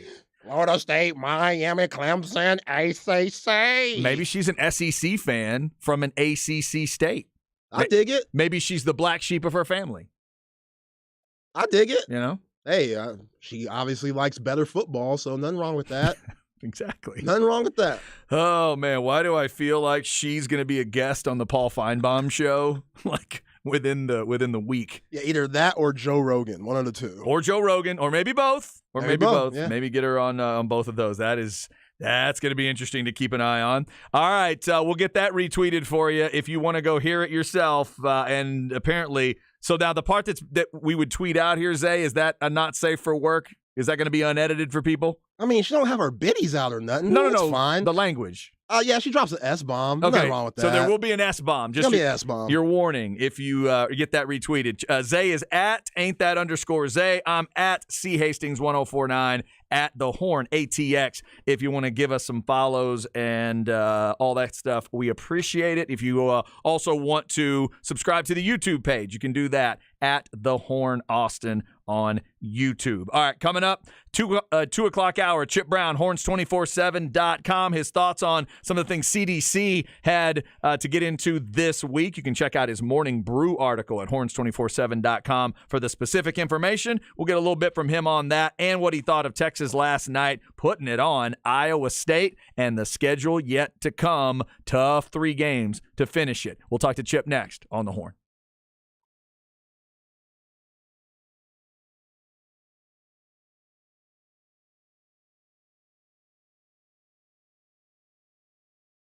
All right, this is Chad. Let's talk sinus and snoring specialists. I've told you about Dr. Slaughter for a while now and the crew over there at Sinus and Snoring Specialists. They can make you feel so much better, sleep better, rest better. This is what it's all about. Back in 2017, I knew there were issues going on, and what I didn't realize was how bad it was. I didn't realize I was 85% blocked in my nasal passages. I just knew I wasn't sleeping great. I knew I was snoring because my wife was telling me that I would snore, especially when I was on my back, and et cetera, et cetera. So Dr. Slaughter went about figuring out what was going on. And for me, it was about the balloon sinuplasty procedure. It was about getting rid of my allergies for good. There were a couple other things they did as well. And along the way, I took sleep tests that they have where you go home, sleep in your own bed, sleep in whatever position you want, and they use that information to figure out where you are kind of in that, sleep apnea situation. I had moderate obstructed sleep apnea at the beginning. They were able to get those numbers to a really good spot. By the end of things, it's been so great sleeping the way I should be sleeping. My initial exam took less than an hour. They work with most insurance, and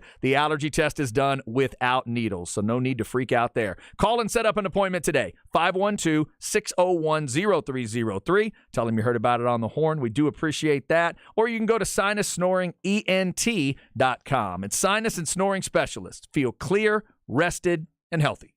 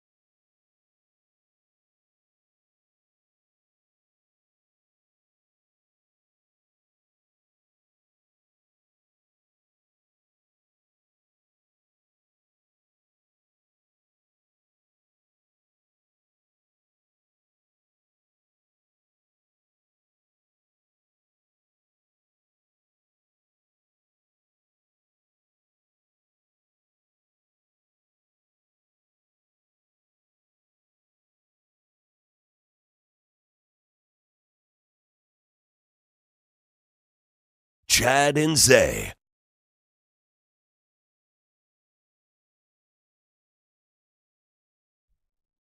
Ooh, feels like I'm at the beach. Got hour number 3.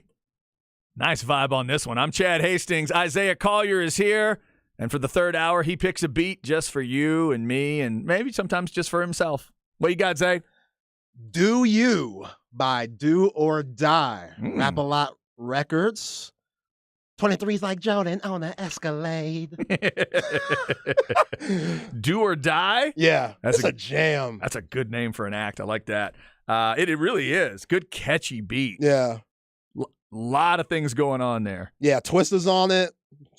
Rapping all fast and stuff. I just like the sound of the wind blowing, too. I just feel like I'm at the coast or something. Yeah. That's fantastic. Yeah, Do or Die, they're from Chicago, I want to say, but they got signed by Rap-A-Lot Records, which was based out of Houston, so they threw on that Houston flow Okay. with their lyrics and stuff. It worked out. It worked Gotcha. out. Jay Prince did that. Do or Die getting us started this hour. We'll tell you why today matters to us on this February 22nd. It's Miracle on Ice Day from back in 1980. We'll talk about that and some of the other big upsets in sports through the years. That may be the biggest one ever. Right now, though, let's go to the Vaqueros Cafe and Cantina hotline. We'll get into some Longhorn stuff with the great Chip Brown of horns247.com. We do it every Wednesday about this time. Also, check out the flagship podcast with Chip and the crew. The Morning Brew article is where I went to find out about what CDC had to say, and he is at Chip Brown 247. What's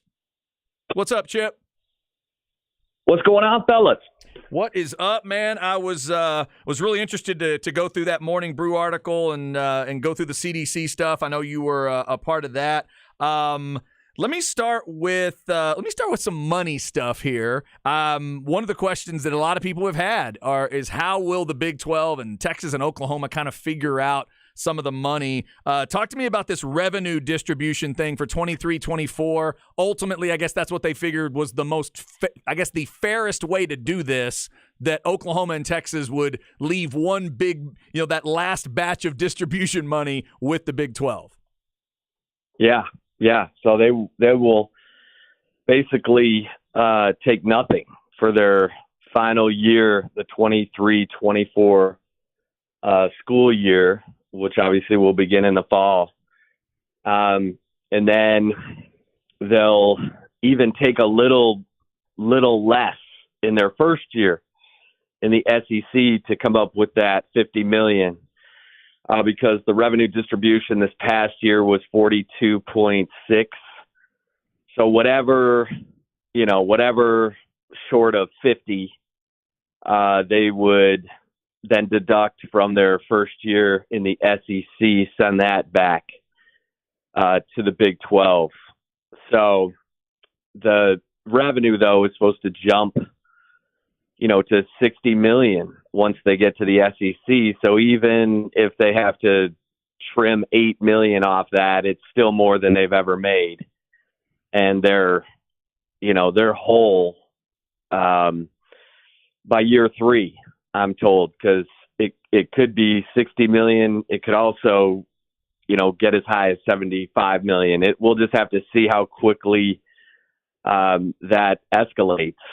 So it's it's a bargain. I know that doesn't sound like a bargain, but it's a bargain compared to what the bylaws of the Big 12 say, which right. was 2 years of revenue and whatever damages you did to the media partners, in this case Fox, which is getting $20 million of the combined $100 million that Texas and Oklahoma are paying to get out of the Big 12. Gotcha. Chip, CDC, he talked about what's going to happen with LHN, and I don't know if you've seen the clip of the Iowa State athletic director basically just dogging Longhorn Network because that's where the basketball game was last night, so it must have been hard for those Cyclone fans to tune in. But we heard CDC talk about, the SEC network being a part of it. How do you think that's going to work? We're so used to Longhorn Network after all these years. Do you think it's going to be a smooth transition? And Texas, they're always going to be on TV and be easy to be available. But how do you think it's just going to work exactly? Well, I think all the stuff that you've been watching on LHN is going to be on ESPN Plus. So, you know, all the volleyball, the baseball, the softball, I think it's going to be on ESPN Plus, and Texas is going to produce it themselves. And so they're going to build a production studio. It's going to cost about $20 million.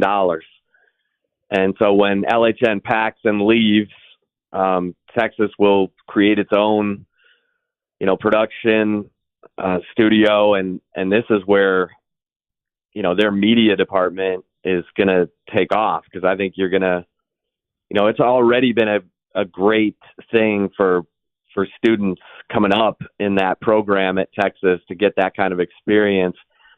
But Texas will be able to produce those games themselves, and I think it's all going to end up on ESPN Plus. So, you know, if you're a subscriber to that already and you're having to, you know, find some Big 12 games there now, I think that's where you're going to find most of the games, the 175 live events that ESPN was contractually obligated to fulfill as part of the LHN contract. I don't know if it'll be all of that, but a good portion of it, I think, is going to end up on ESPN Plus.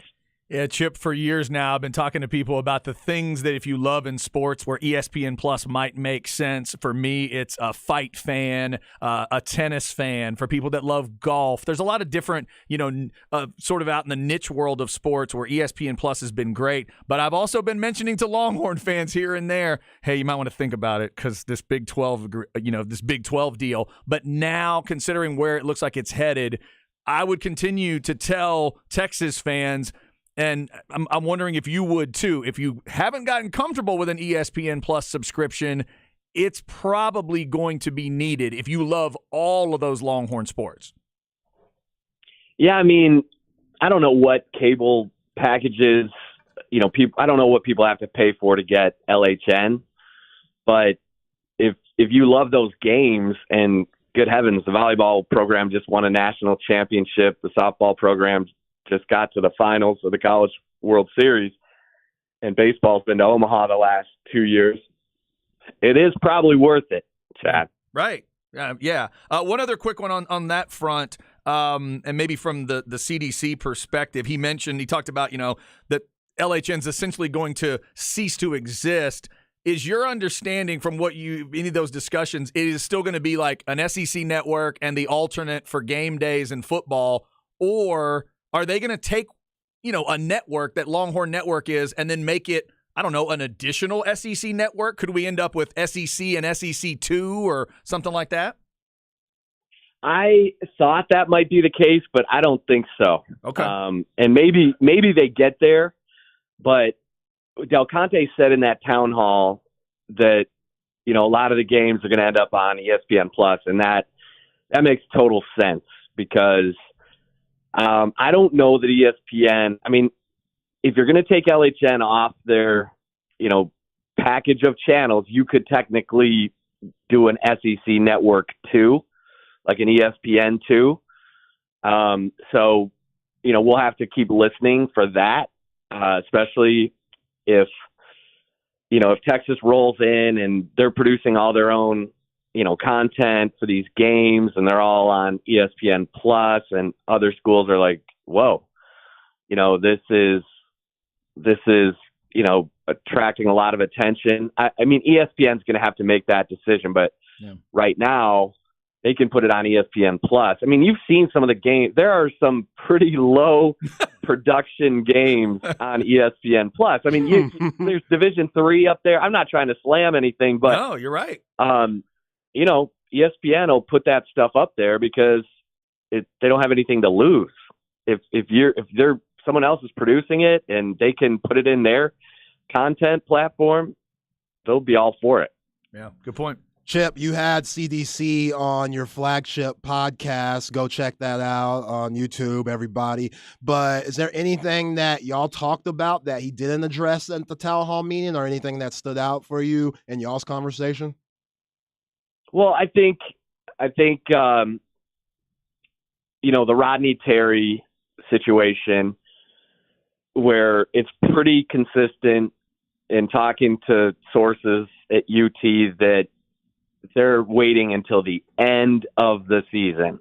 So that means whenever March Madness comes to an end for Texas is when they will take up the question of Rodney Terry as the head coach at Texas, or do they, look for a new coach? And so I think that became very clear in the town hall and also in the podcast interview that I did. And, he mentioned in the town hall that he knows that, Texas is going to be playing Arkansas and A&M again. And, there have been leaks that OU, A&M, and Arkansas are going to be Texas's 3 annual opponents in football in the SEC. But he said, no, we don't know yet. We don't know yet because we don't know if it's a 9-game schedule or an 8-game schedule. I told you guys last week, everything's pointing toward that 9-game schedule, and that the most likely scenario will be 3 annual opponents in football with 6 rotating games. And that way you don't wait more than 4 years to play everybody. And that's what the SEC has been lacking with this 14 number. There was 12 years before Alabama and Georgia played a regular season game. I mean, that can't happen. I mean, you got to make it where you're playing each other more than that. So I think that's where we're headed. Gotcha. Chip, you mentioned Coach Terry and CDC saying that they're going to wait to the very end before they announce a new head coach, or if they even keep Coach Terry. But it definitely looked good on his resume with the victory last night, 18-point win. And that's the horns that we want to see when March comes around. You need to be playing your best ball. And if Tyrese Hunter and Arterio Morris going to come off the bench and play the way they did, along with the core guys that have been playing well all season, you got to like the way Texas looks. Yeah, I mean, if Tyrese Hunter can just dive into his defense, because I actually looked at the numbers and I wrote about this today in the Morning Brew. His numbers offensively are not that far off from what they were a year ago. It's his numbers defensively that are a little bit off, and his assists. He had more assists last year than he does this year. And I think he has tried to figure out his role with Marcus Carr, and Marcus Carr is thriving. We know that he's gone from, averaging 12 points per game last year to 17, and he's their bucket getter when they need to, make a run or an answer.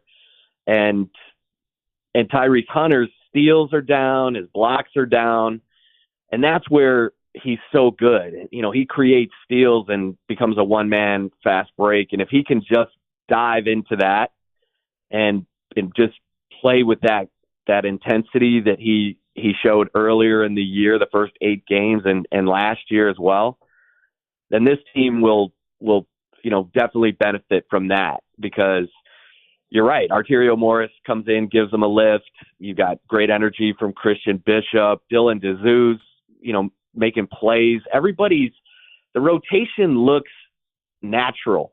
Last year, it didn't look natural, and guys weren't necessarily comfortable or getting better. And this year they are. And I think that that's a credit to Terry and that whole coaching staff. I mean, Del Conte's right. They got 3 other coaches on that bench with head coaching experience other than Rodney Terry and Donewald and Chris Ogden. And so, when you look at all those guys and how it's all fitting together, it's been so much fun to watch. It's one of the best stories in college basketball. And here they are. I mean, 3 games to go. They're tied with Kansas atop the Big 12, standings. And Texas has never won a Big 12 regular season championship. And it's going to be tough. They got to go to Baylor. They got to go to TCU, and Kansas is at home against Tech in West Virginia before coming to Austin to play Texas. But man, you'd love it if that March 4th game in Austin between the Jayhawks and the Longhorns is for the title. Yep, and that's not going to just be because Kansas is coming to town loud. It's going to be everything loud with what the Moody Center has become. That's Chip Brown, horns247.com. Check out that flagship podcast. I mentioned the CDC interview, part of that one this week. Also, the Morning Brew article breaking down some of the things CDC got into this week with the media. Chip, before I let you go, quick story. I heard Mike Harge yesterday say he was at a game at the Moody Center and felt like he needed to text the person next to him because it was so loud. 10 years ago, did you think anybody would ever say that about a Texas basketball game? Never. And it's awesome. I mean, and they play that music loud, and there are points in the second half where, you know, there's crowd noise pumped into whatever they're putting out over the speakers, and it all works, man, because it's thumping. I mean, it's definitely got a home court advantage that it's been so long overdue here. It's ridiculous, but it's awesome. It's fun to go to those games now. Yeah, Bill Self's going to freak out. Bill Self, I know he's already heard about it, I'm sure, but Bill Self is going to freak out when he feels that for the first time. Like, whoa, they do have something down in here in Austin now. Chip, we always appreciate the time, man. Thank you so much.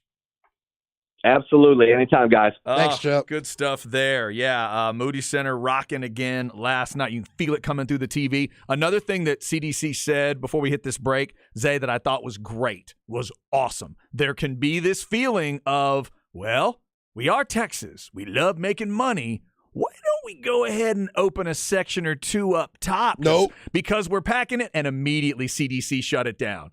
That was a great answer to what he said. We designed it this way. We designed it this way for this atmosphere, and we're getting the atmosphere we wanted, and it's around 10,000 or so, and we're not budging.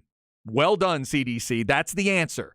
That is the answer to the question. I thought that was great. Yeah, because we still don't know what this team's going to look like when they're not top 10 in the nation. That's fair. Where are people going to come out and see then? That 10,000 might be 9,000 something, depending on how good this team is. We know how these fans could get it's the right when number. This basketball team is bad. It is the right number. And then the other thing for me, as somebody who not only deals with this perspective of it for the job, but also having gone to A&M and seen what Reed Arena can be, and they've adjusted some things there. It was popping last night. Watching last night, both venues, it was so cool. I can't wait for when both football stadiums are cranked up and SEC environments and everything like that. But to have those two basketball venues, to have that potential of volume and have that idea where an SEC team is going to come in 5-10 years to face either one of those teams, it's going to be tough. And obviously when they're playing each other in those barns, it's going to be awesome. Y'all got better lights at Reed Arena, I saw. It's a lot brighter on the court when the court just looks better, but it used to be a dark-ass arena. They've gone through some things over there. Yeah, they've worked at it. It took some time. Yeah, it took some time. Buzz too busy worrying about his three-piece suits, not worrying about what's going on around him. Finally. Yeah, I think they finally got the lighting right in there. That doesn't feel like a weird play. There's a little game lighting. They got game lighting in there. Yeah, they had it on the wrong setting. That's all it was. Yeah, because if you watch the Lakers, it's dark around Staples Center, but on the court, it's light because it's showtime. It's like a show. Yeah, exactly. That's what you got to go for. That's what you got to go for. That's what you got to look for, maybe. All right, so that is where Texas is basketball-wise. Thanks to Chip for his time. Little CDC talk there. We're going to keep breaking that down throughout the week. I thought there was some good stuff in there from CDC this week. Texas and Baylor, remember, Saturday up in Waco. If you want to make the trip up there, you have been warned. That place can get pretty crazy when it's packed full of folks in green. Saturday at 1, 12:30 pregame right here on The Horn. Coming up next, why today matters. It's Miracle on Ice Day. We'll talk about that, plus the birthday of one of my favorite upsets in sports history, and one of the first basketball players I ever fell in love with has a birthday today. We'll hit it all next on The Horn.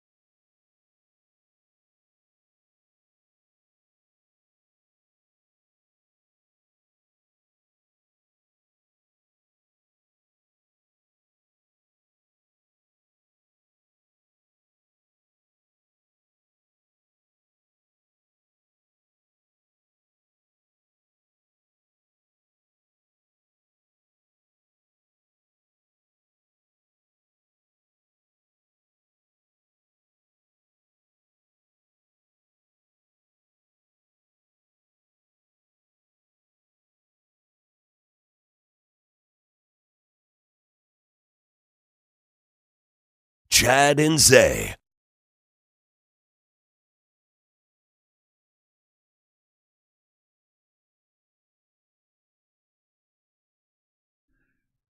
Well, he just got right into that one, didn't he? Just Yeah. jump right in. All right, hour number 3. We're about to tell you why today matters to us. Set the schedule tonight for you as well. But first, what you got, Zay? Nipsey Hussle. Rest in power, Nipsey. Nipsey Hussle. And is that a Houston guy? No. Not a Texas LA. guy? Oh, L.A., okay. Yeah, All right. he literally died on Crenshaw. Okay. Yeah, it's sad. Yeah, that was within the last just couple of years, wasn't it? Yeah. Okay. Was he a part of a group or was it a separate act? No. All by himself? Separate that. Yeah, okay. Yeah, he was the one that was with Lauren London when he passed. Oh, okay. Yeah. Gotcha. So it's pretty incredible to see her out here acting and stuff with everything that happened. Like the love of your life gets gunned down. Yeah. They're about the same age? They're Yeah. kind of coming up Yeah. same time? Yeah. Nipsey Hussle, Go West, Gene Knight, Glass Tiger, Merciful Fate. They've all been on the show today. Plus the Do or Die beat to start the hour was great. Tomorrow at 2 o'clock, we'll get into a musical discussion that you probably won't hear very many places. Zay's going to talk about Def Leppard's Hysteria. A little bit out of his comfort zone, but he's willing to check it out. I'm going to be talking about ODB himself. That's right, Old Dirty Bastard. Return to 36 Chambers, the dirty version. Y'all know I love the dirty version of music. I've enjoyed listening to that. And it's dirty right away, too. The thing I like about Old Dirty Bastard, he's not going to make you wait around for the dirty. You get to it pretty quickly. So we will be talking about those albums tomorrow at 2:05. I'm going through the Wu-Tang solo albums. Zay's going through a series of albums that either I picked or, in this case, my wife picked a Def Leppard. Next week, my daughter's going to have him listen to a Janelle Monáe album. I'm excited about that. And then I got 2 more for him after that, a little more on the rock side of things to check out. And then we'll be headed down some weird roads with albums. I talked to a buddy the other night trying to give me ideas of albums we should listen to. He came up with some really strange ideas because that's what Rick Sacamano is all about, weird music. So It has to be somewhat known. yeah, no, Like that's the thing. somewhat a big record. Right, we're going to go with stuff that is supposed to be important. Okay. So I'm reaching out to the music snobs I know to say, give me an album that matters. Matters to you, matters to music, that kind of stuff. That's why I'm having you listen later on to AC/DC's Back in Black. Okay. It is the second best-selling album of all time after Thriller. Damn. So I figure, all right, let's let him listen to it. Now, which Janelle Monáe album does Monkey want me to listen to? Dirty Computer.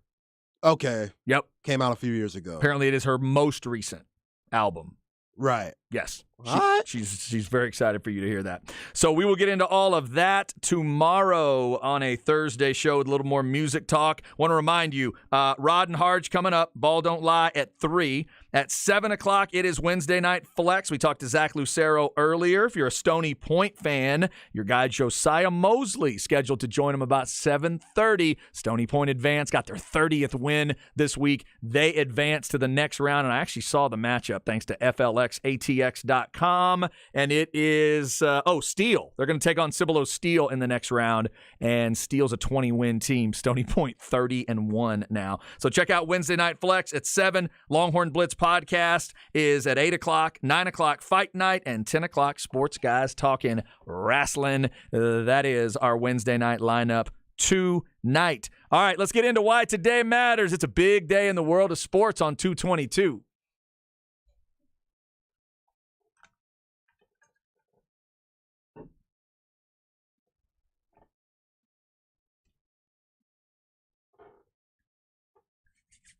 All right, on 222, it is the day that a lot of the sports world gives a tip of the hat to the USA over USSR. It is arguably the greatest team sports upset of all time. 1980, February 22nd.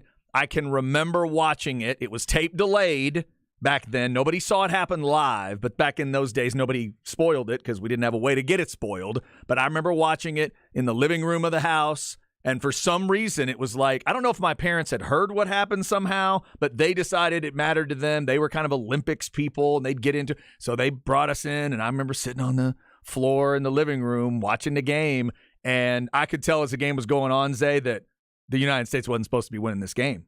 And then it was even though nobody in the room knew hockey, Right. I could tell my parents were freaking out, like, oh, this isn't supposed to be happening. Yeah. So I remember watching it, and Do You Believe in Miracles? So nobody technically can say they saw it live, but when they re-showed it, I was there watching, and I remember it. It's still one of the craziest things that we've ever seen. I haven't seen the movie that they made of it. I haven't either, with Kurt Russell. Yeah, it's called Miracles or Miracle, something like that. It's just called Miracle, and I Yeah. think it's terrific from what I hear.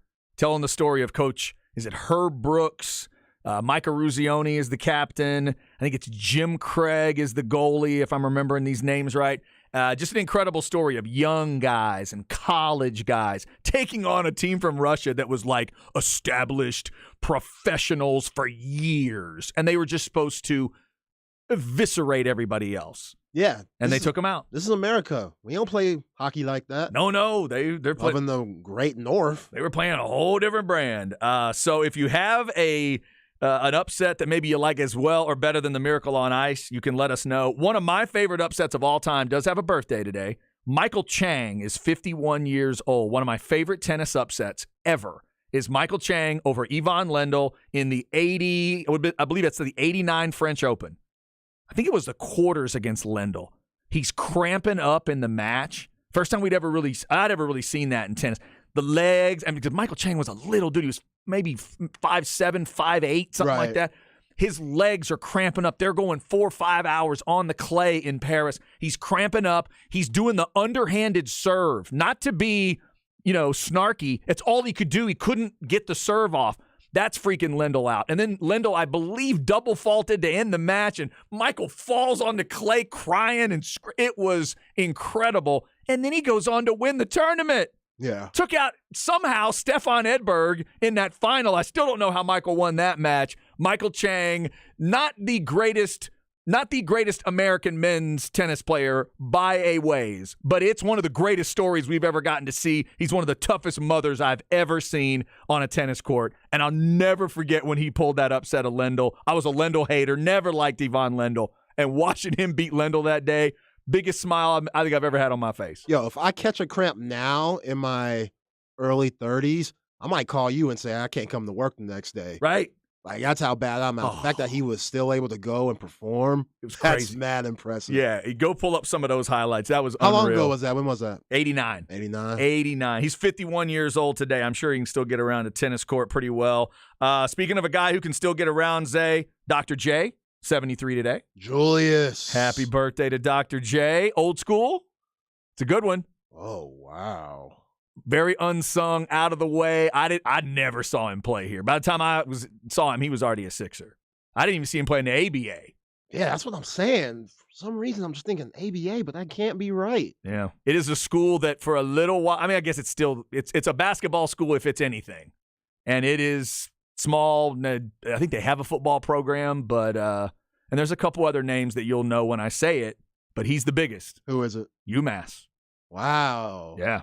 That's right. Dr. huh? J went to UMass, and later on it's Marcus Camby and those guys. Yeah. But yeah, Dr. J, one of the first guys I can remember, even though I ultimately went Lakers over Celtics, I was rooting for his group over those Lakers in 83. I fell in love with that team. That's the first team that wasn't a Mavericks team that I just latched onto and thought, oh, if it can't be my team, that's the one I want. Him, Moses, Andrew Toney, And Mo Bobby. Cheeks, and Bobby Jones. Oh, God, what a Team team. was tough, man. I love that They'll team. fight you. Yeah. You could throw it in the post. Moses Malone, he go get you buckets. Mo Cheeks ran the show. Julius Erving was a little older, Yeah, he but was. he could still get up and do some things. He dunked on Magic nasty in one of those Yeah. finals where Magic like hugged his ass Yes. or something. That was funny. But yeah, those Sixers teams in the early 80s, they were good. That- They were really good. The first time I saw Dr. J do the thing where he flies under the basket, extends the arm, reverse layup, flying under the basket. To this Nuts. day, it still gets me. It's Even now, with all that we've seen guys do, there's still something about that move that still gets me to react. Yeah, Yeah, that I was feel you. it was something. And I was also crushed when he lost that first dunk contest. Crushed. Him against Larry Nance. Yeah. Oh, I was all Dr. J, team Dr. J that day. And they didn't give it to him. They gave it to Larry Nance. Oh, that sucked. That was so What did Larry do? He didn't. I can't. He Even, didn't dunk the ball twice. I feel like that's Connie Hawkins. yeah, I can't even remember what it was that locked it down. Like I think Dr. J tried to do The free throw line. the free throw line, but he had to leave from just in front. Yeah. He couldn't do the legit free throw line, which I think he did in the ABA days when they did an Right. ABA dunk contest. Yeah. I think he did. I think Dr. J pulled off the legit free throw line, which we've only seen really a couple times in the actual dunk contest. That's one the guys still need to be doing, by the way.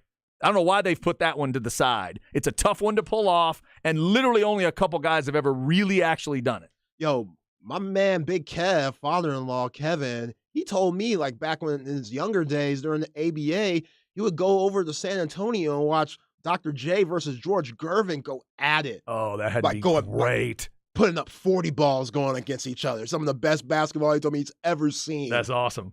back in the day. Hey, that's ABA days, Yeah, right? ABA days, Oh, that's yeah. good. That's good stuff. Happy birthday to Dr. J. All right, there's a couple of additions, a couple reasons why today matters to us. And again, shout out to that Miracle on Ice team. If you haven't seen Miracle, Zay hadn't seen it, I haven't seen it, I need to go watch it. Maybe this is a good night to pull up Miracle. Let's see, would that be a Disney-associated movie? So maybe on Disney+. Go check it out. It's on one of your streaming services, I'm sure. Before we get out of here, we'll go stems and seeds. A couple of notes from the world of football, including a story about, let's see, we got a little update of the Titans trying to get under the cap. And guess who's coming to pro football that's never been there before as a coach? This one's kind of interesting to me. We'll tell you about it on the Horn.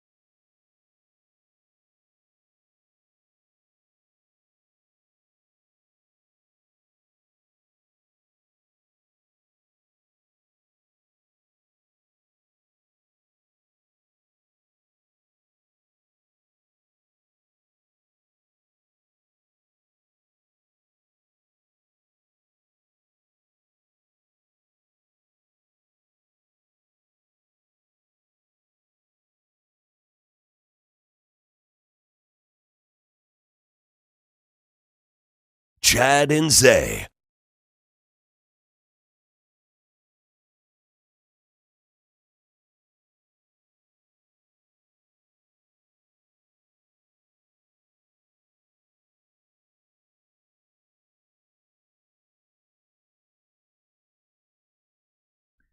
All right, just about to wrap it up on a Wednesday. Now, I heard the word dirty mentioned. You trying to throw me off there? Dirty? I just- like ODB? Yeah, I heard the word dirty, but this doesn't sound like him. Not even close. No, it does not sound like him. Okay, but I feel like I've heard this song. Yeah, it was a classic during the mid-2000s. Yeah, I don't know the artist, though. I'll try to commit this to memory when you tell me. Who is it? Chingy. Shingy? Chingy. Chingy. Spell that. Chingy. Okay, Chingy. Chingy. Chingy. Chingy had a little run. He had a little, Okay. 3-year run maybe. No, this thing was huge, right? Oh, this was big. Yeah, this was a massive hit. If I've heard this song, that tells me, because I Yeah. wouldn't have come up with that artist name, but I know I've heard this song. Chingy, Nipsey Hussle, Go West, Gene Knight, Glass Tiger, Merciful Fate have all been on the show today. The do or die beat to start the hour. I may develop into a Nipsey Hussle fan. I've always been a big Nipsey Russell fan from back in the day. I grew up on some Nipsey Russell. I did love him. And every time I hear somebody talk about Nipsey Hussle, it is nothing but high levels of respect. That's why Zay played the tune earlier. And we are certainly glad you are here today. Thanks to those of you who have subscribed to the YouTube page, youtube.com/@thehornaustin. We're up to 743 subscribers. Thank you for that. We're looking to get up to 800 and then 1,000 and then beyond and all that kind of good stuff. So we appreciate you helping out there. If you want to check out a little bit of what it looks like as well as what it sounds like, you can check out the YouTube page. We're on Twitch as well. Of course, hornfm.com and the Horn app. I know 1260 has been giving people a little bit of issues today after the weather. It's been experiencing some stuff. So thank you so much for getting the app and staying with us and figuring out a way to listen. We do appreciate the loyalty. All right, let's get you stems and seeds. We got a couple notes in the world of football for you. No stress, no seeds, no stems, no sticks. Brought to you by AV Consultations, 255-8678, or go to avconsultations.com. Sometimes they're just college guys or they're just pro guys, and you just can't imagine them doing the other. Well, Willie's going to try to prove us all wrong. Willie Taggart has been a college guy his whole career. Head coach. You will remember him from one of a few stops, right? Florida State or Oregon, Western Kentucky, South Florida. He was at Florida Atlantic for the last 3 years. Got fired in November. Zay, he was going to go to Colorado with Deion, but instead, he's going to the NFL. He's going to be the Baltimore Ravens running backs coach and hang out with Todd Monken and obviously John Harbaugh and that crew. Yeah, well, we'll see how it goes. I mean, maybe Willie saw the writing on the wall with all this Pac-12 mess and said, you know what, Deion, too many unanswered questions over there. Let me go to something more secure for me. And yeah, I guess the NFL is that. So we'll see. I know Baltimore Ravens are going through their thing with Lamar Jackson. I was about to say, where's the security there, though? Yeah, that's doesn't know. That's what I'm saying. That's the thing. What the heck could Monken possibly tell him guaranteed? What could Harbaugh tell him right now that he knows for sure? You in the NFL. That's it. The Shield. Do some serious networking while you're here. Between now and March 7th, we'll keep our eye on that. Does Lamar Jackson get the franchise tag? And if he does get the tag, does he play for the tag? Does he just duck his head and work? Or does he hold out? Because then you got a whole nother problem if you're the Ravens. Then a whole nother issue shows up. So we'll see. March 7th is that deadline. Are the Cowboys going to franchise tag Tony Pollard? That's one of the big discussions they're going to have to get into. That feels like the right guy for them. Yes. That feels like the guy they should tag. Cut Zeke, snip, snip. I think that's probably going to happen too. Bye, Ezekiel. And are they going to lose? It's been fun. They're probably going to lose Dalton Schultz too, aren't they? Yeah, but there's some really good tight ends in the draft that they could pluck. And I don't know if Hendershot or Ferguson could step up like Dalton Schultz did. And with how Dak Prescott loves some Dalton Schultz and how bad he was last year, that might be a little bit of an issue. Hey, our guy Mike Harge coming up here on Ball Don't Lie. Apparently he is a freak for Wisconsin football. In addition to loving the Longhorns, he likes to watch Wisconsin, but he loves Ferguson. He thinks Ferguson can be that guy. Okay. He thinks he can step up and be the target. We'll see. God, I hope he's right. They had a couple moments. They did. He's had moments. Hendershot's had some. I think they could maybe step up, but I'm going to miss Dalton Schultz. Yeah, well, it'll be Dalton Schultz production. Exactly. I'm going to miss that guy. One other quick note in the NFL, the Titans are making room under the cap. They got rid of left tackle Taylor Lewan, wide receiver Robert Woods, and kicker Randy Bullock. So if you need any of those things, these are guys that are going to be out there. Here's something else we look for, Zay, as we get up towards the franchise tag day, free agency and other things. How many guys like this get let go? Lewan is 31 years old and was the number 11 pick in the draft. Pro Bowl level offensive line, 3-time Pro Bowler. 31 years old. What's left? What's left on the bone for him? Would somebody want him? Is Robert Woods still viable? I would even tell y'all as an Aggie fan, I wouldn't mess with Randy Bullock. I wouldn't mess with him. He's not consistent enough for me.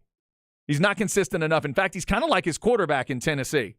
Yikes. That Ryan Tannehill up and down. Randy Bullock will give you moments where you're like, Randy, I thought you were the guy here.